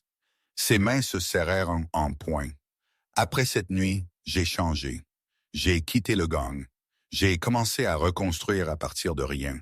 Chaque décision que je prenais, chaque pas que je faisais, je me demandais si cette petite fille serait fière de moi. Tu étais ma boussole morale, même si tu ne le savais jamais. Claire écouta, des larmes glissant le long de ses joues. Elle n'imaginait jamais que son petit acte, il y a 15 ans, pouvait signifier tant pour quelqu'un d'autre. Damon se pencha plus près, regardant droit dans ses yeux. « Tu m'as donné une seconde vie. Maintenant, je vais utiliser cette vie pour te protéger. Preston Whitmore ne te touchera pas. Personne ne va te toucher. C'est mon vœu. » Preston Whitmore n'était pas le genre d'homme qui restait assis et attendait d'être vaincu. Il était un milliardaire, il avait de l'argent, il avait du pouvoir, et il avait la machine de relations publiques la plus professionnelle d'Amérique. Le genre de personne qui avait transformé le noir en blanc, qui avait transformé le coupable en victime. Une semaine après que Claire fut déplacée dans la chambre d'hôpital sécurisée, la contre-attaque commença. Ce matin-là, Ruth Patterson entra dans la chambre de Claire avec l'inquiétude écrite sur tout son visage. Elle alluma la télévision, passa sur une chaîne d'information, et Claire vit son propre visage sur l'écran. Mais ce n'étaient pas les images originales de la salle d'audience. C'était une version qui avait été éditée avec une précision minutieuse. Dans cette vidéo, l'angle de la caméra coupa abruptement juste avant le moment où Veronica la frappa au ventre. Au lieu de cela, les spectateurs ne virent que Claire debout, et puis s'effondrant soudainement. Pas de coups de pied, pas de violence, juste Claire tombant seule comme si elle jouait une performance. Le présentateur lut l'histoire avec une voix de fascination sceptique, soulevant des questions quant à savoir si ce qui s'était passé dans la salle d'audience s'était vraiment produit de la manière que Claire affirmait. Ils citèrent des sources anonymes disant que Claire avait des antécédents d'instabilité émotionnelle, qu'elle avait une fois reçu un traitement psychologique, qu'elle tendait à exagérer les choses pour attirer l'attention. Claire fixa l'écran, la nausée montant dans sa gorge. Elle savait ce qu'elle avait vécu. Elle savait que ce coup d'épée était réel, mais maintenant des millions de personnes regardaient une version déformée de la vérité et beaucoup d'entre elles y croiraient. Ce même après-midi, Veronica Lane apparut dans une émission débat célèbre. Elle portait une robe pastel douce, un maquillage naturel, ses cheveux lâchés en douces vagues. Elle ressemblait à un ange innocent, rien comme la femme qui s'était élancée et avait frappé une femme enceinte au ventre. Quand l'animateur demanda à propos de l'incident de la salle d'audience, Veronica commença à pleurer. Elle essuya ses larmes avec un mouchoir blanc, sa voix tremblante alors qu'elle disait qu'elle avait été mal comprise.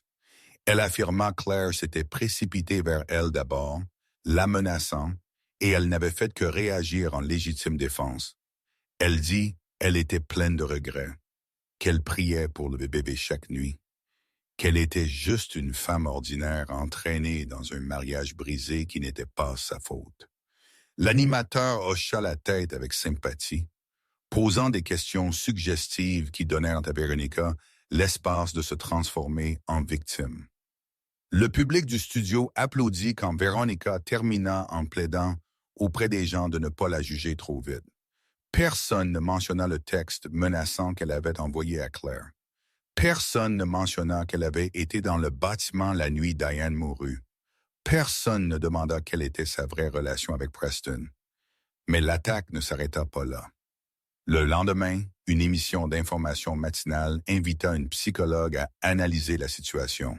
Cette femme se présenta comme docteur en psychologie avec plus de 20 ans d'expérience, spécialisée dans les problèmes psychologiques liés à la grossesse.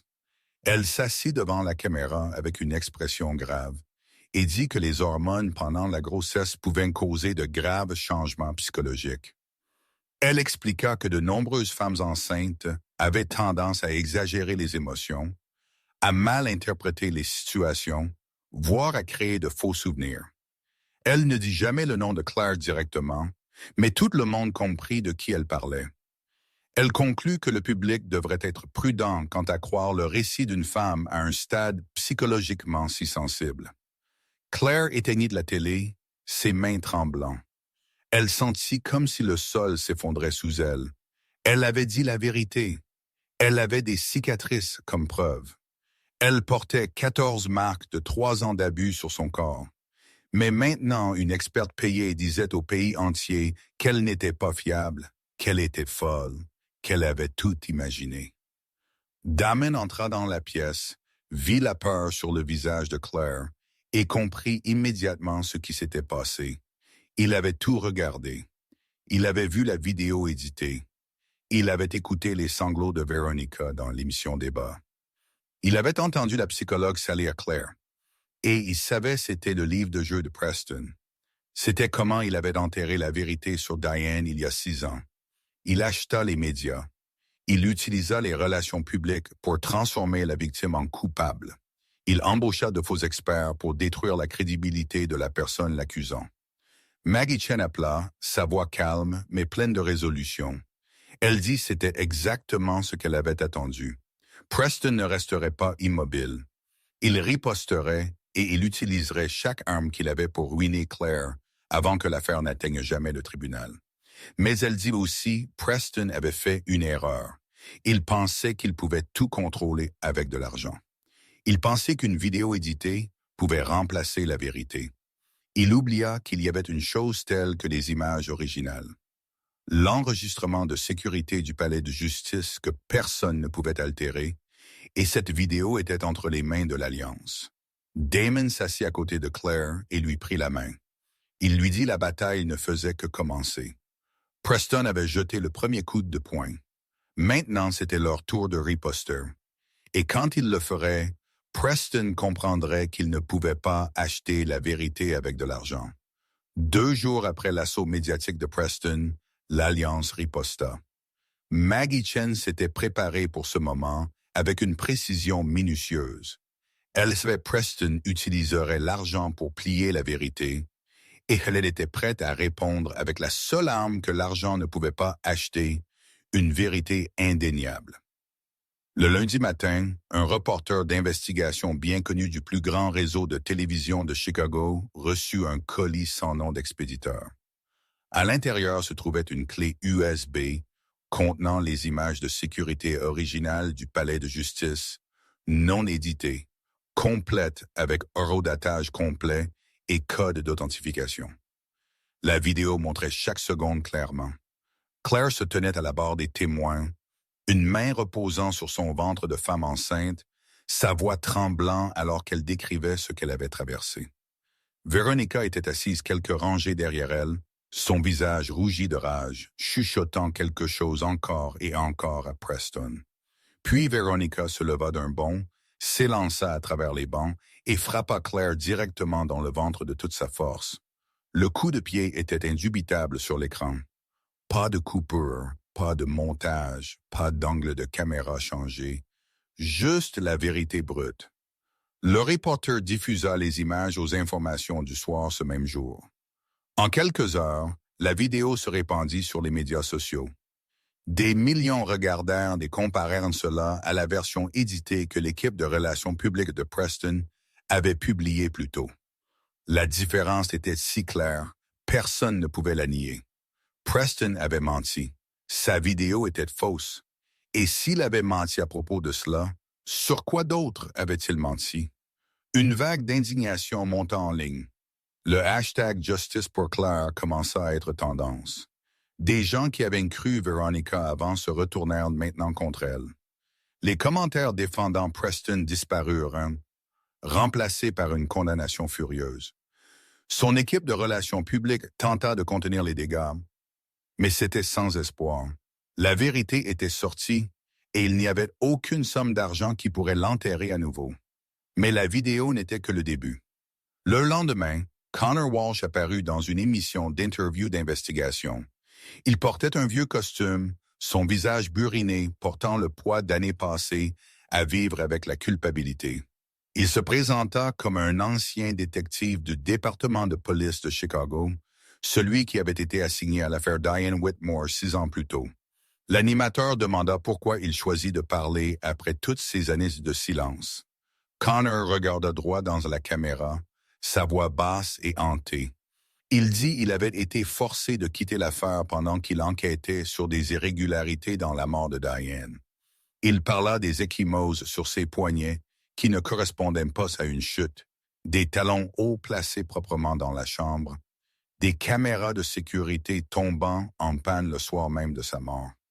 À propos du témoin qui avait vu Veronica Lane entrer dans le bâtiment quelques heures avant la mort de Diane. Il n'accusa personne directement, mais il posa des questions que personne ne pouvait ignorer. Pourquoi une femme enceinte de 24 semaines se donnerait-elle la mort? Pourquoi l'affaire a-t-elle été classée si vite? Pourquoi lui, le détective assigné, fut-il forcé de se retirer au moment où il commença à creuser plus profondément? Et pourquoi, 6 ans plus tard, Preston Whitmore avait-il une autre femme enceinte attaquée dans une salle d'audience? Les audiences de télévision devinrent silencieuses. Les questions de Connor résonnèrent dans l'esprit de millions. Les gens commencèrent à chercher des informations sur Diane Whitmore, la femme qui avait été oubliée pendant 6 ans.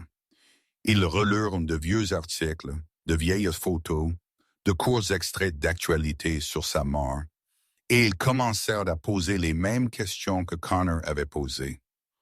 Au même moment, un journal d'investigation reçut les dossiers financiers confidentiels de Preston Whitmore. Personne ne savait d'où venait la fuite, mais les documents étaient réels. Ils montraient des millions de dollars circulant à travers des sociétés écrans offshore à des moments suspects. Un gros transfert envoyé juste après la mort de Diane. Un autre paiement envoyé à un médecin qui avait traité Diane, celui qui avait signé des rapports affirmant que ses blessures étaient des accidents domestiques, et un autre transfert envoyé à un haut fonctionnaire de police. Au moment exact où Connor Walsh fut forcé de quitter l'affaire. L'histoire fut publiée et cela frappa comme une bombe. Les gens commencèrent à comprendre que Preston n'était pas seulement un milliardaire qui abusait de sa femme. C'était un homme qui avait utilisé l'argent pour enterrer des crimes, soudoyer des fonctionnaires et échapper au meurtre. Claire regarda tout cela depuis sa chambre d'hôpital, des larmes coulant sur ses joues. Elle n'était plus la seule à poser des questions sur Preston. Tout le pays demandait. Tout le pays voyait qui il était vraiment. Et pour la première fois, elle crut que la justice pouvait réellement arriver. Damian se tenait près de la fenêtre, regardant la ville alors qu'elle se réveillait lentement. Il avait utilisé toutes les ressources qu'il avait pour exposer la vérité sans laisser de traces. Il avait tenu sa promesse à Claire, et la guerre ne faisait que commencer. Après la publication des images originales et la prise de parole de Connor Walsh, l'opinion publique commença à pencher vers Claire. Mais Maggie Chen savait ce n'était toujours pas assez. Le public avait vu des preuves. Le public avait entendu les questions des détectives, mais ils n'avaient toujours pas entendu la propre voix de Claire. Ils n'avaient pas vu la vraie personne derrière les gros titres. Et pour gagner complètement, Claire avait besoin de parler. Maggie suggéra que Claire fasse une interview exclusive avec une journaliste femme bien connue, quelqu'un de respecté pour un style honnête et compatissant. Claire hésita. Elle avait peur d'affronter la caméra. Elle avait peur de traîner ses souvenirs douloureux au grand jour devant des millions. Elle avait peur d'être jugée, d'être critiquée, d'être appelée faible pour être restée si longtemps au lieu de partir. Mais ensuite, elle pensait à la file grandissant à l'intérieur d'elle. Elle pensa à Diane Whitmore, la femme qui mourut sans que personne ne connaisse la vérité. Et elle pensa à d'autres femmes là-bas vivant dans la peur comme elle l'avait fait, trop effrayée pour parler parce qu'elle croyait que personne n'écouterait. Claire accepta. L'interview fut filmée juste là dans sa chambre d'hôpital. Pas de lumière de studio éblouissante, pas de maquillage lourd, juste Claire assise sur le lit, ses cheveux lâchés naturellement, son visage non caché, portant les cernes de nuit sans sommeil. Le collier papillon en argent brillait toujours à sa gorge, le seul souvenir de son enfance qu'elle avait gardé près d'elle toutes ces années. La journaliste commença avec une simple question. Qu'est-ce que Claire voulait dire aux gens qui regardaient? Claire fut silencieuse un instant, les yeux tombant sur ses mains, reposant sur son ventre de femme enceinte. Puis elle leva la tête, regarda droit dans la caméra et commença à raconter son histoire. Elle parla des 14 cicatrices sur son corps. Elle ne les cacha pas. Elle ne les embellit pas. Elle dit simplement la vérité. Elle montra les marques que le temps ne pouvait effacer, expliquant comment chacune était un rappel hantant d'une nuit de terreur différente. Du premier coup aux longues et douloureuses cicatrices cachées sous ses vêtements, qu'elle fut forcée de porter en silence. Claire marqua une pause, des larmes glissant sur ses joues, mais elle ne les essuya pas. Elle les laissa tomber librement, comme s'ils appartenaient à l'histoire de la même manière que les cicatrices. Elle continua à parler des nuits de terreur. La nuit où elle s'est recroquevillée sur le sol de la salle de bain, trop effrayée pour bouger parce qu'elle pensait que Preston pourrait revenir. La nuit où il l'a étranglée jusqu'à ce qu'elle voie des taches lumineuses danser dans sa vision, convaincue qu'elle allait mourir. La nuit où il lui a enfoncé un oreiller sur le visage, lui volant son souffle, lui volant sa voix, ne lui laissant que la lutte impuissante de son corps. Elle parla de la solitude écrasante de vivre dans un penthouse de luxe sans personne à appeler. Preston l'avait coupée de tout le monde. Elle n'avait pas d'amis, pas de famille, pas d'argent à elle. Elle était prisonnière dans sa propre maison, contrôlée dans chaque pas qu'elle faisait, chaque mot qu'elle prononçait, chaque pensée qu'elle osait avoir. La journaliste demanda pourquoi elle n'était pas partie plus tôt. Claire regarda dans la caméra et sa réponse fit taire des millions. Elle dit elle avait cru Preston quand il lui avait dit personne ne la croirait. Elle le crut quand il dit elle perdrait tout si elle essayait de partir. Elle le crut quand il dit elle n'était rien sans lui. 3 ans de violence l'avaient fait croire ses mensonges. 3 ans d'être battue l'avaient fait oublier qui elle était auparavant. 3 ans de contrôle l'avaient fait penser sa vie n'avait de valeur que quand Preston le permettait. Puis, elle parla de la nuit qui changea tout. La nuit où elle découvrit qu'elle était enceinte et Preston lui dit qu'il pouvait la tuer quand il voulait. La nuit où elle était allongée sur le sol après qu'il l'ait étouffée avec un oreiller.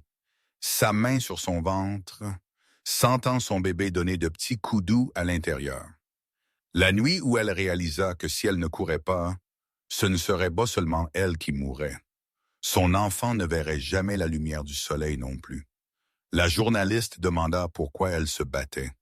Claire regarda son ventre où sa petite fille donnait de petits coups doux comme si elle disait à sa mère qu'elle était toujours là. Claire dit qu'elle ne se battait plus pour elle-même. Elle se battait pour son enfant. Elle voulait que sa fille grandisse dans un monde où personne ne pouvait être battu et toujours se voir refuser la justice. Elle voulait que sa fille sache sa mère s'était levée même quand elle était terrifiée, même quand elle était seule, même quand le monde entier doutait d'elle. Elle voulait que sa fille comprenne que la vraie force n'est pas de ne jamais tomber.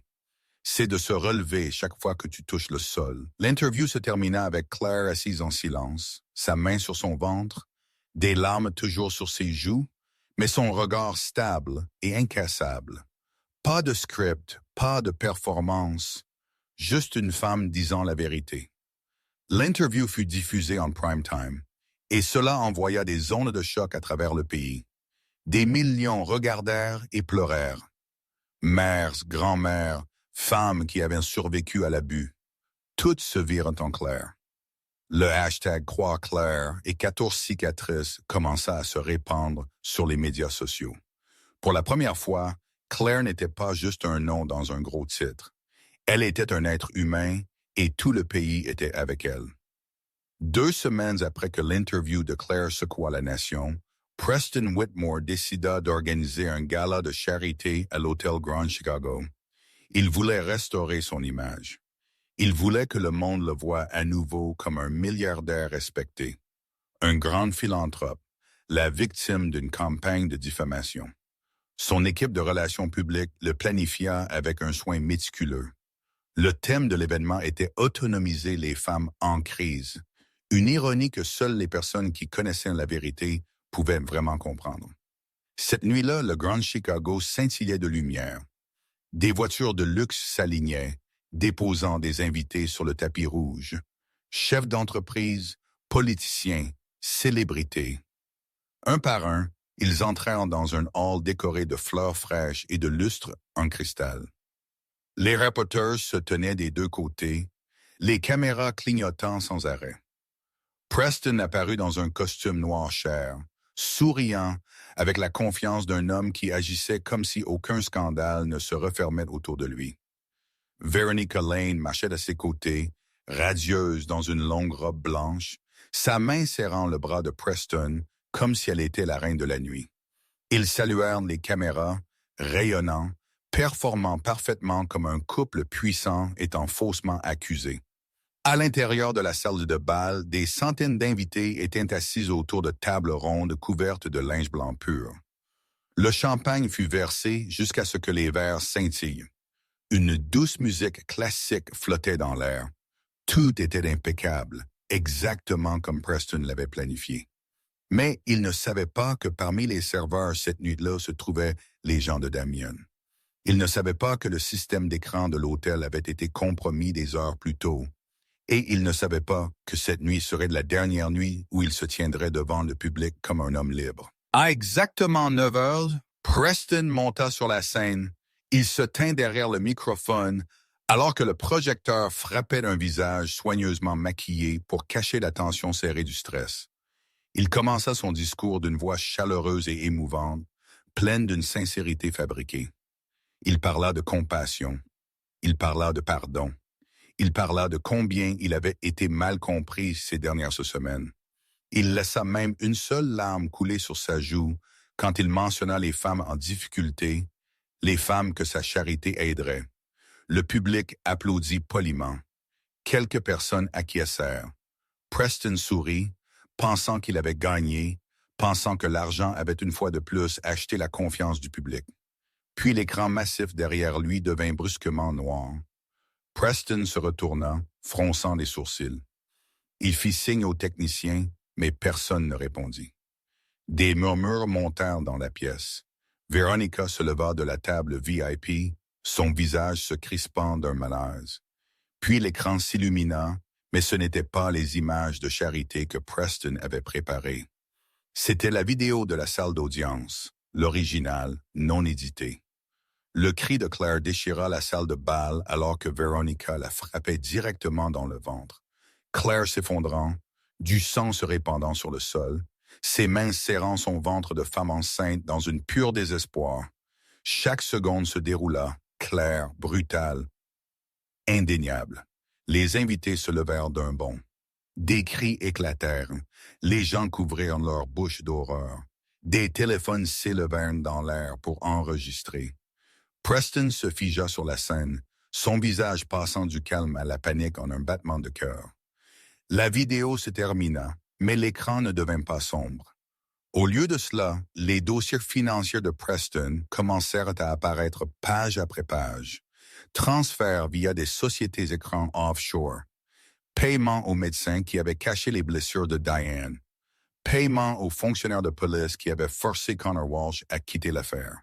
Chaque numéro, chaque nom, chaque date, affiché clairement pour des centaines d'invités à voir. Preston se précipita vers la cabine de contrôle, criant à quelqu'un de l'éteindre. Mais les techniciens étaient partis. Personne ne pouvait arrêter ce qui se passait.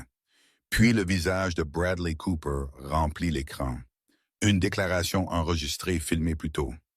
Bradley regarda droit dans la caméra, sa voix tremblante mais claire, et décrivit la nuit où Diane Whitmore mourut. Il parla de conduire Preston et Veronica à une cabane en dehors de la ville, de leur séjour là-bas, de 22h30 jusqu'à 3h du matin, pendant que Diane mourut dans le penthouse, des 200 000 $ qu'il avait été payé pour garder le silence, et de la menace de Preston. Si tu te souviens, ta famille va avoir un accident. La salle de bal tomba dans le chaos. Les invités crièrent et se frayèrent un chemin vers les sorties. Les rapporteurs affluèrent sur la scène, les microphones tendus, exigeant des réponses que Preston ne pouvait donner. Veronica tenta de se faufiler à travers la foule vers une porte arrière, mais des dizaines de caméras capturèrent son visage. Preston se tenait seul au centre de la scène, le projecteur toujours ardent sur lui comme s'il voulait l'exposer au monde entier. Devant l'hôtel, les sirènes de police commencèrent à hurler. Des véhicules noirs avec des lumières rouges et bleues clignotantes se rapprochaient. Le FBI avait reçu toutes les preuves des jours plus tôt, et il n'avait fait qu'attendre ce moment pour agir. À l'hôpital, Claire était assise sur son lit, regardant tout se dérouler sur l'écran de télévision. Ruth Patterson était assise à ses côtés, lui serrant la main. Damon se tenait près de la fenêtre, ses yeux gris suivant chaque image sur l'écran. Il avait planifié cette nuit pendant des semaines. Il s'était assuré que rien ne pouvait mal tourner. Et maintenant, il regardait une dette de 15 ans être remboursée. Claire regarda Preston, se tenant rigide sur la scène, entouré de chaos et de vérité. Elle ne ressentit pas de satisfaction. Elle ressentit seulement du soulagement, comme si une énorme pierre avait enfin été levée de sa poitrine, comme si elle pouvait enfin respirer. Les portes principales de la salle de bal s'ouvrirent en claquant avec un coup de tonnerre.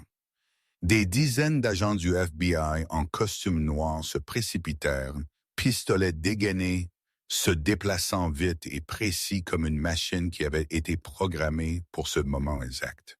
Ils crièrent à tout le monde de rester où ils étaient. Personne n'est autorisé à quitter le bâtiment. Les invités crièrent et déferlèrent, les corps se heurtant, certaines personnes tombant dans la cohue. Les tables de banquet furent renversées, les flûtes à champagne se brisèrent sur le sol de marbre, et la musique classique continua à jouer avec une cruelle ironie sur le chaos. Preston se tenait sur la scène, son visage passant de la panique à la rage à la peur en quelques secondes. Il tourna, cherchant une échappatoire, mais des agents avaient encerclé la scène de toutes les directions. Il n'y avait nulle part où courir. Personne n'a acheté, aucun avocat qui pourrait le sauver en ce moment. Un agent monta sur la scène, sa voix portant à travers toute la salle de bal. Preston Whitmore. Vous êtes en état d'arrestation pour meurtre au premier degré, blanchiment d'argent, intimidation de témoins et corruption de fonctionnaires. Vous avez le droit de garder le silence. Tout ce que vous direz pourra et sera utilisé contre vous devant un tribunal. Preston trébucha en arrière d'un pas, les mains se levant comme s'il pouvait repousser les accusations. Il hurla, sa voix aiguë et désespérée. Vous n'avez aucun droit de faire ça. Je suis Preston Whitmore. Je vous poursuivrai en justice. Je détruirai chacun de vous. Mais ces menaces tombèrent dans l'air vide. L'agent s'approcha, attrapa son bras et le tordit derrière son dos. Le claquement sec des menottes se fermant autour de ses poignets résonna comme une porte se refermant sur chaque once de pouvoir qu'il avait jamais détenu. Preston fut conduit hors de la scène sous le regard horrifié de centaines de personnes qui l'avaient jadis admiré. Les caméras des reporters clignotèrent sans arrêt, capturant chaque seconde de l'effondrement du milliardaire le plus puissant de Chicago. Son visage était devenu pâle, ses yeux creux, comme s'il ne pouvait pas croire que ce qui se passait était réel. Pendant ce temps, Veronica Lane utilisa le chaos pour se faufiler vers la sortie arrière.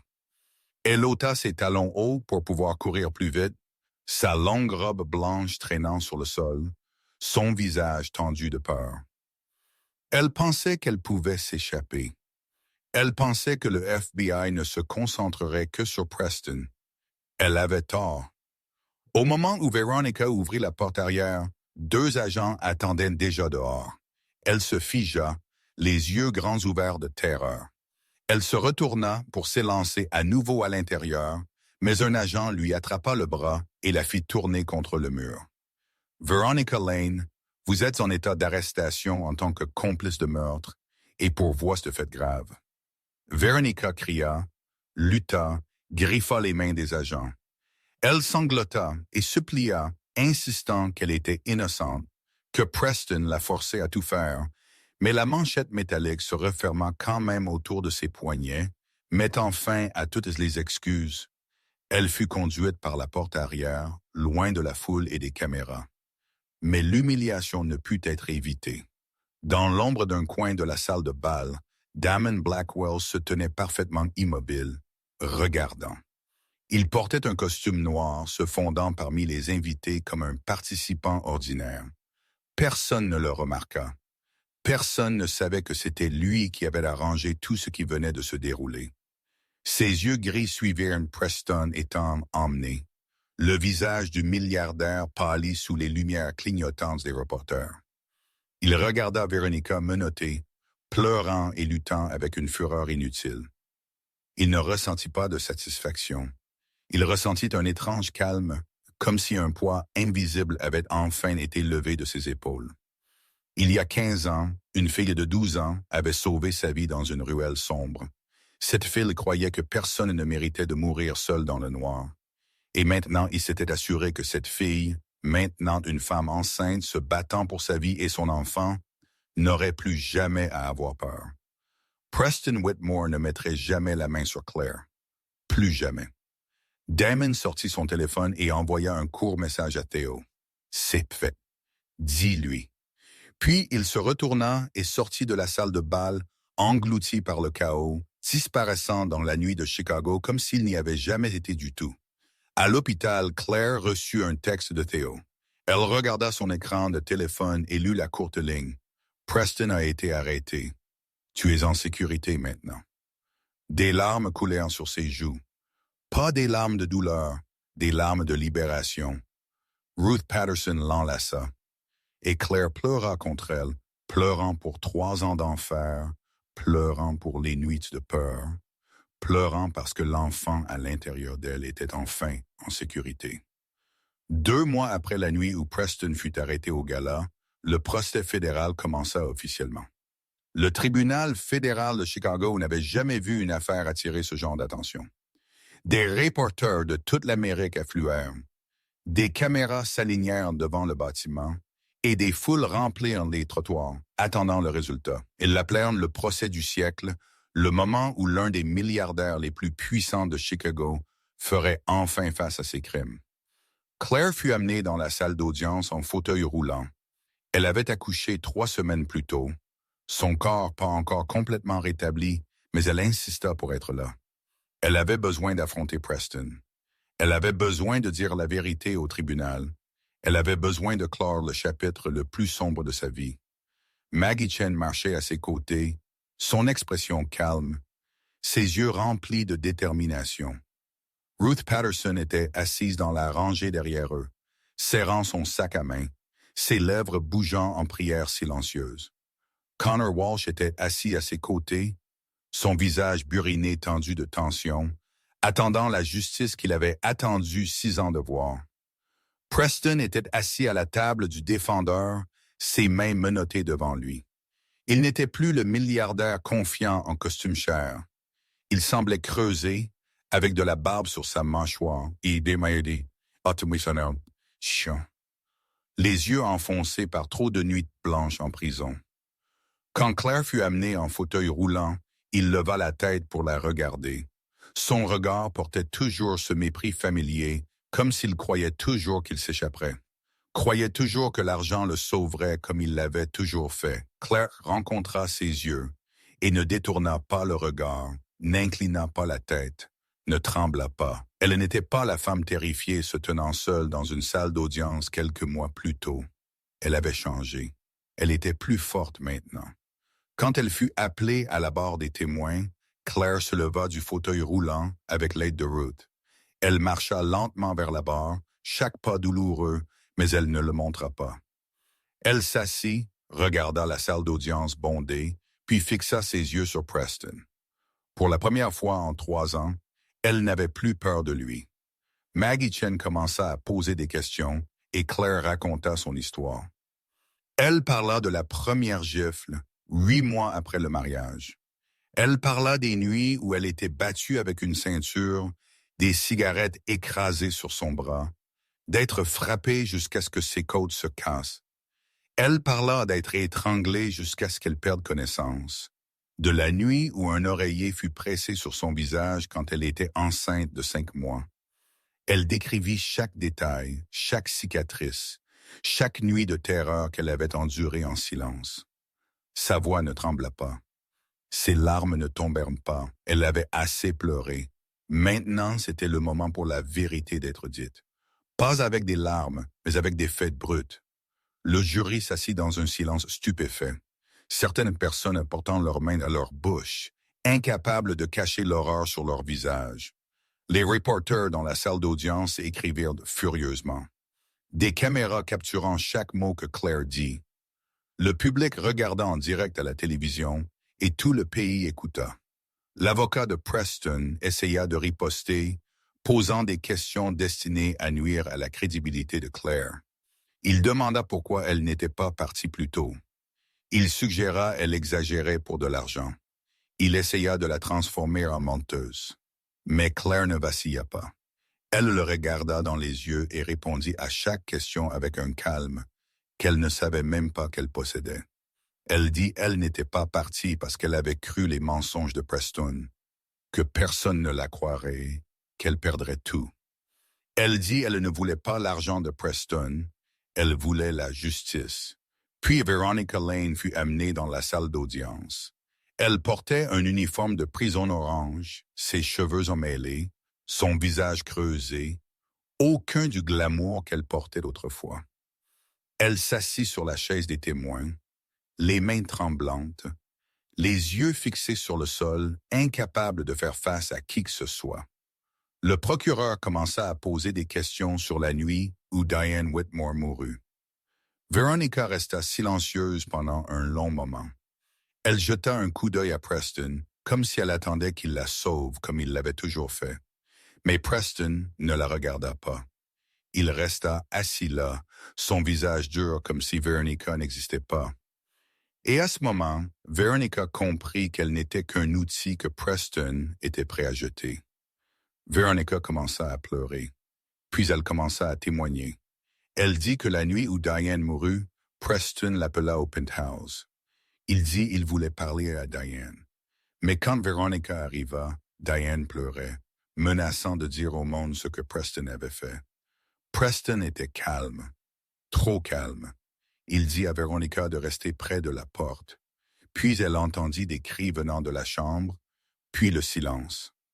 Quand elle entra, la porte du balcon était ouverte. Diane était partie. La salle d'audience tomba dans un silence de mort.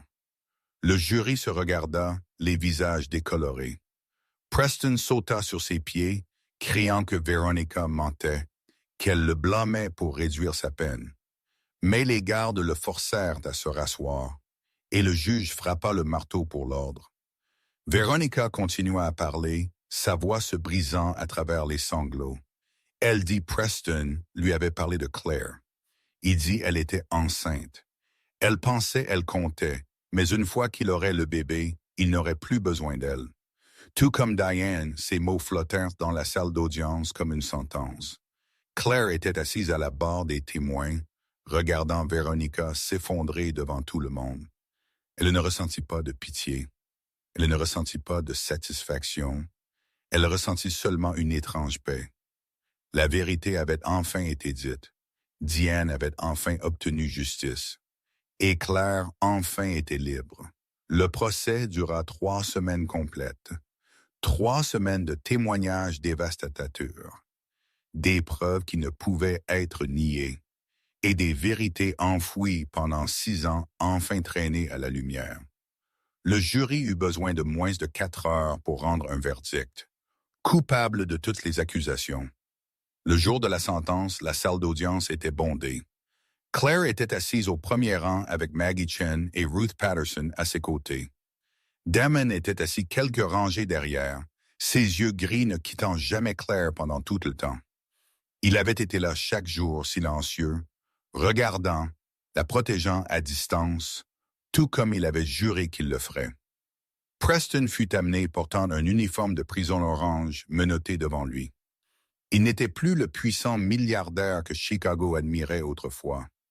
Il n'était qu'un meurtrier attendant son jugement. Son visage était vide, comme s'il ne pouvait toujours pas croire que tout cela était réel. Veronica fut amenée après, aussi en vêtements de prison, son visage enflé par des nuits de pleurs. Elle ne regarda pas Preston. Elle ne regarda personne. Elle fixa le sol, les épaules tremblantes. Le juge entra et toute la salle d'audience se leva. Quand tout le monde s'assit de nouveau, le silence tomba si lourd qu'on pouvait entendre chaque personne respirer. Le juge ouvrit le dossier devant lui, sa voix basse et sévère alors qu'il commença à lire la sentence. Pour Preston Whitmore, pour meurtre au premier degré dans l'affaire de Diane Whitmore, blanchiment d'argent, corruption de fonctionnaires, intimidation de témoins et violence domestique aggravée. Le tribunal le condamna à 50 ans de prison fédérale sans libération conditionnelle. Preston resta figé en l'entendant, puis il explosa. Il cria, jura, hurla que c'était une conspiration, qu'il était innocent, qu'il ferait appel. Les gardes durent le traîner hors de la salle d'audience pendant qu'il continuait à se débattre et à cracher des menaces qui ne signifiaient plus rien. La porte se referma derrière lui, et la pièce replongea dans le silence. Puis ce fut le tour de Veronica. Le juge la regarda, sa voix ne s'adoucissant pas même si elle avait coopéré. Pour avoir été complice de meurtre et pour voie de faits graves contre une femme enceinte, le tribunal la condamna à 20 ans de prison fédérale. Veronica ne cria pas comme Preston. Elle s'effondra simplement, sanglotant comme si le reste de sa force s'était épuisé. Elle fut emmenée à travers des cris brisés, et ce fut la dernière fois que Claire la vit. Quand les portes de la salle d'audience se fermèrent, Claire sentit comme si un cordon invisible qui s'était resserré autour de sa poitrine pendant 3 ans avait enfin été coupé. Elle n'avait plus à craindre Preston. Elle n'avait plus à regarder par-dessus son épaule chaque fois qu'elle sortait. Elle n'avait plus à se réveiller la nuit de cauchemars, de coups de poing et de douleurs. Il serait en prison jusqu'à sa mort. Il ne la toucherait plus jamais, elle ou sa fille. Des larmes commencèrent à glisser sur les joues de Claire. Pas des larmes de douleur, pas des larmes de peur, des larmes de libération, de soulagement, d'une femme enfin libérée après des années passées piégée en enfer. Ruth l'enlaça et Claire pleura contre son épaule comme un enfant. Puis elle sentit une main reposer doucement sur son épaule. Elle leva les yeux et vit Damian se tenant à ses côtés. Il ne dit pas un mot. Il la regarda seulement avec des yeux gris pleins de voileur, puis lui prit la main et la serra doucement. Sa main était chaude et ferme, comme une promesse qui n'avait pas besoin de mots. Claire s'accrocha fort et à ce moment, elle sut qu'elle n'était plus seule. Elle avait des gens qui s'étaient modus à ses côtés. Elle avait une fille qui l'attendait à la maison, et elle avait un avenir dont quelques mois plus tôt elle n'aurait pas osé rêver. Justice avait été faite. Diane pouvait enfin reposer, et Claire pouvait enfin commencer à vivre. 3 semaines avant le procès, dans la chambre d'hôpital privée que Damien avait arrangée, Claire accueillit sa fille dans le monde.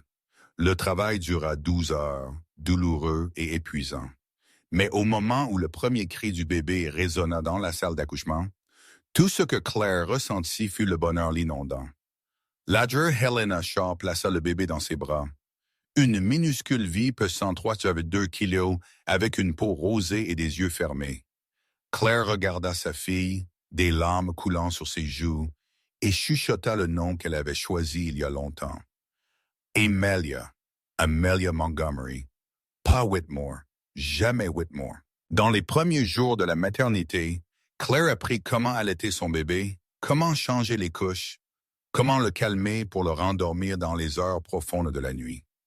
Ruth Patterson resta avec elle chaque jour, la guidant pas à pas comme une mère enseignant sa fille. Claire n'était pas seule comme elle l'avait imaginé qu'elle le serait. Retour dans ses nuits terrifiantes dans le penthouse de Preston, elle avait quelqu'un à ses côtés. Elle avait quelqu'un qui se souciait. Damon vint visiter le 2e jour après la naissance d'Amelia. Il entra dans la pièce avec hésitation, chose rare chez un homme aussi puissant qu'il l'était. Il marqua une pause dans l'embrasure de la porte, regardant Claire tenant le bébé comme s'il ne savait pas s'il devait entrer du tout. Claire sourit et lui fit signe de s'approcher. Il marcha vers le lit, regarda le bébé, dormant paisiblement dans les bras de sa mère, et son visage s'adoucit d'une manière que Claire n'avait jamais vue auparavant. « Elle est belle, dit Damon, sa voix rauque. Claire le regarda, puis posa la question qu'elle voulait poser depuis longtemps. « Tu veux la tenir? » Damon resta immobile. Il regarda Claire, puis Amelia, puis de nouveau Claire. Ses yeux gris contenaient quelque chose qu'elle ne pouvait nommer. Peut-être la peur, peut-être la tendresse, peut-être les deux. Il hocha la tête lentement.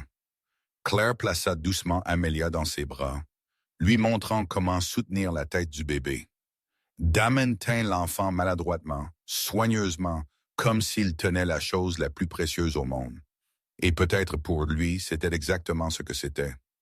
Il regarda Amelia et pour la première fois de sa vie, le chef de la mafia le plus puissant de Chicago trembla. Pas de peur, d'émotion. Il y a 15 ans, une petite fille lui a sauvé la vie. Maintenant, il tenait la fille de cette petite fille dans ses bras. Le cercle s'était fermé d'une manière si parfaite que cela ne semblait presque pas réel. Après la fin du procès, les personnes qui s'étaient battues aux côtés de Claire vinrent lui rendre visite ainsi qu'à Amelia une par une. Maggie Chen apporta un grand ours en peluche, disant qu'elle n'avait jamais eu d'enfant, donc elle ne savait pas quoi acheter. Mais elle pensait que chaque enfant avait besoin d'un ours en peluche. Connor Walsh vint avec une petite boîte. À l'intérieur se trouvait un bracelet en argent qu'il avait gardé pendant 6 ans. Le bracelet de Diane, celui qu'il avait trouvé dans l'appartement après sa mort. Il dit qu'il voulait qu'Amelia l'ait comme un rappel que des gens s'étaient battus pour qu'elle puisse naître en sécurité. Ruth Patterson n'apporta pas de cadeau. Elle s'assit seulement à côté de Claire, lui tint la main et dit que voir Claire et Amelia en bonne santé était le plus grand cadeau qu'elle pourrait jamais recevoir. Bradley Cooper vint aussi, timide et maladroit. Il ne savait pas quoi dire. Il resta seulement dans l'embrasure de la porte regardant Claire tenir son bébé, puis dit qu'il était désolé d'être resté silencieux si longtemps. Claire l'invita à entrer et lui dit qu'il n'avait plus besoin de s'excuser, qu'il avait été assez courageux pour se lever quand cela importait. Et c'était ce qui importait le plus. Claire était assise sur le lit, Amelia dans ses bras, regardant les visages autour d'elle. Une avocate, un détective, une docteure, une infirmière, un chauffeur et un chef de la mafia se tenant près de la fenêtre, regardant en silence avec des yeux gris pleins de chaleur. Ils venaient de mondes différents pour des raisons différentes, mais tous étaient tenus avec elle quand elle en avait le plus besoin. Claire regarda sa fille et chuchota une promesse. Tu vas grandir en sachant qu'il y a de bonnes personnes dans ce monde. Des gens qui sont prêts à se battre pour quelqu'un d'autre. Des gens qui n'abandonnent pas, peu importe à quel point c'est difficile. Tu vas grandir forte, Amelia, parce que tu es entourée de gens forts. 1 an après le procès historique, la vie de Claire avait complètement changé. Elle n'était plus la femme tremblante se tenant seule dans une salle d'audience. Elle était devenue la propriétaire d'un petit et charmant café dans les banlieues de Chicago, où la lumière du soleil du matin se répandait à travers de grandes fenêtres en verre et l'odeur riche du café flottait dans l'air. Le magasin s'appelait Papillon, inspiré par le collier papillon en argent que Claire portait toujours chaque jour, le souvenir qui l'avait suivi toute sa vie, et la chose qui la connectait à Damien après toutes ces années qu'ils avaient passé séparés.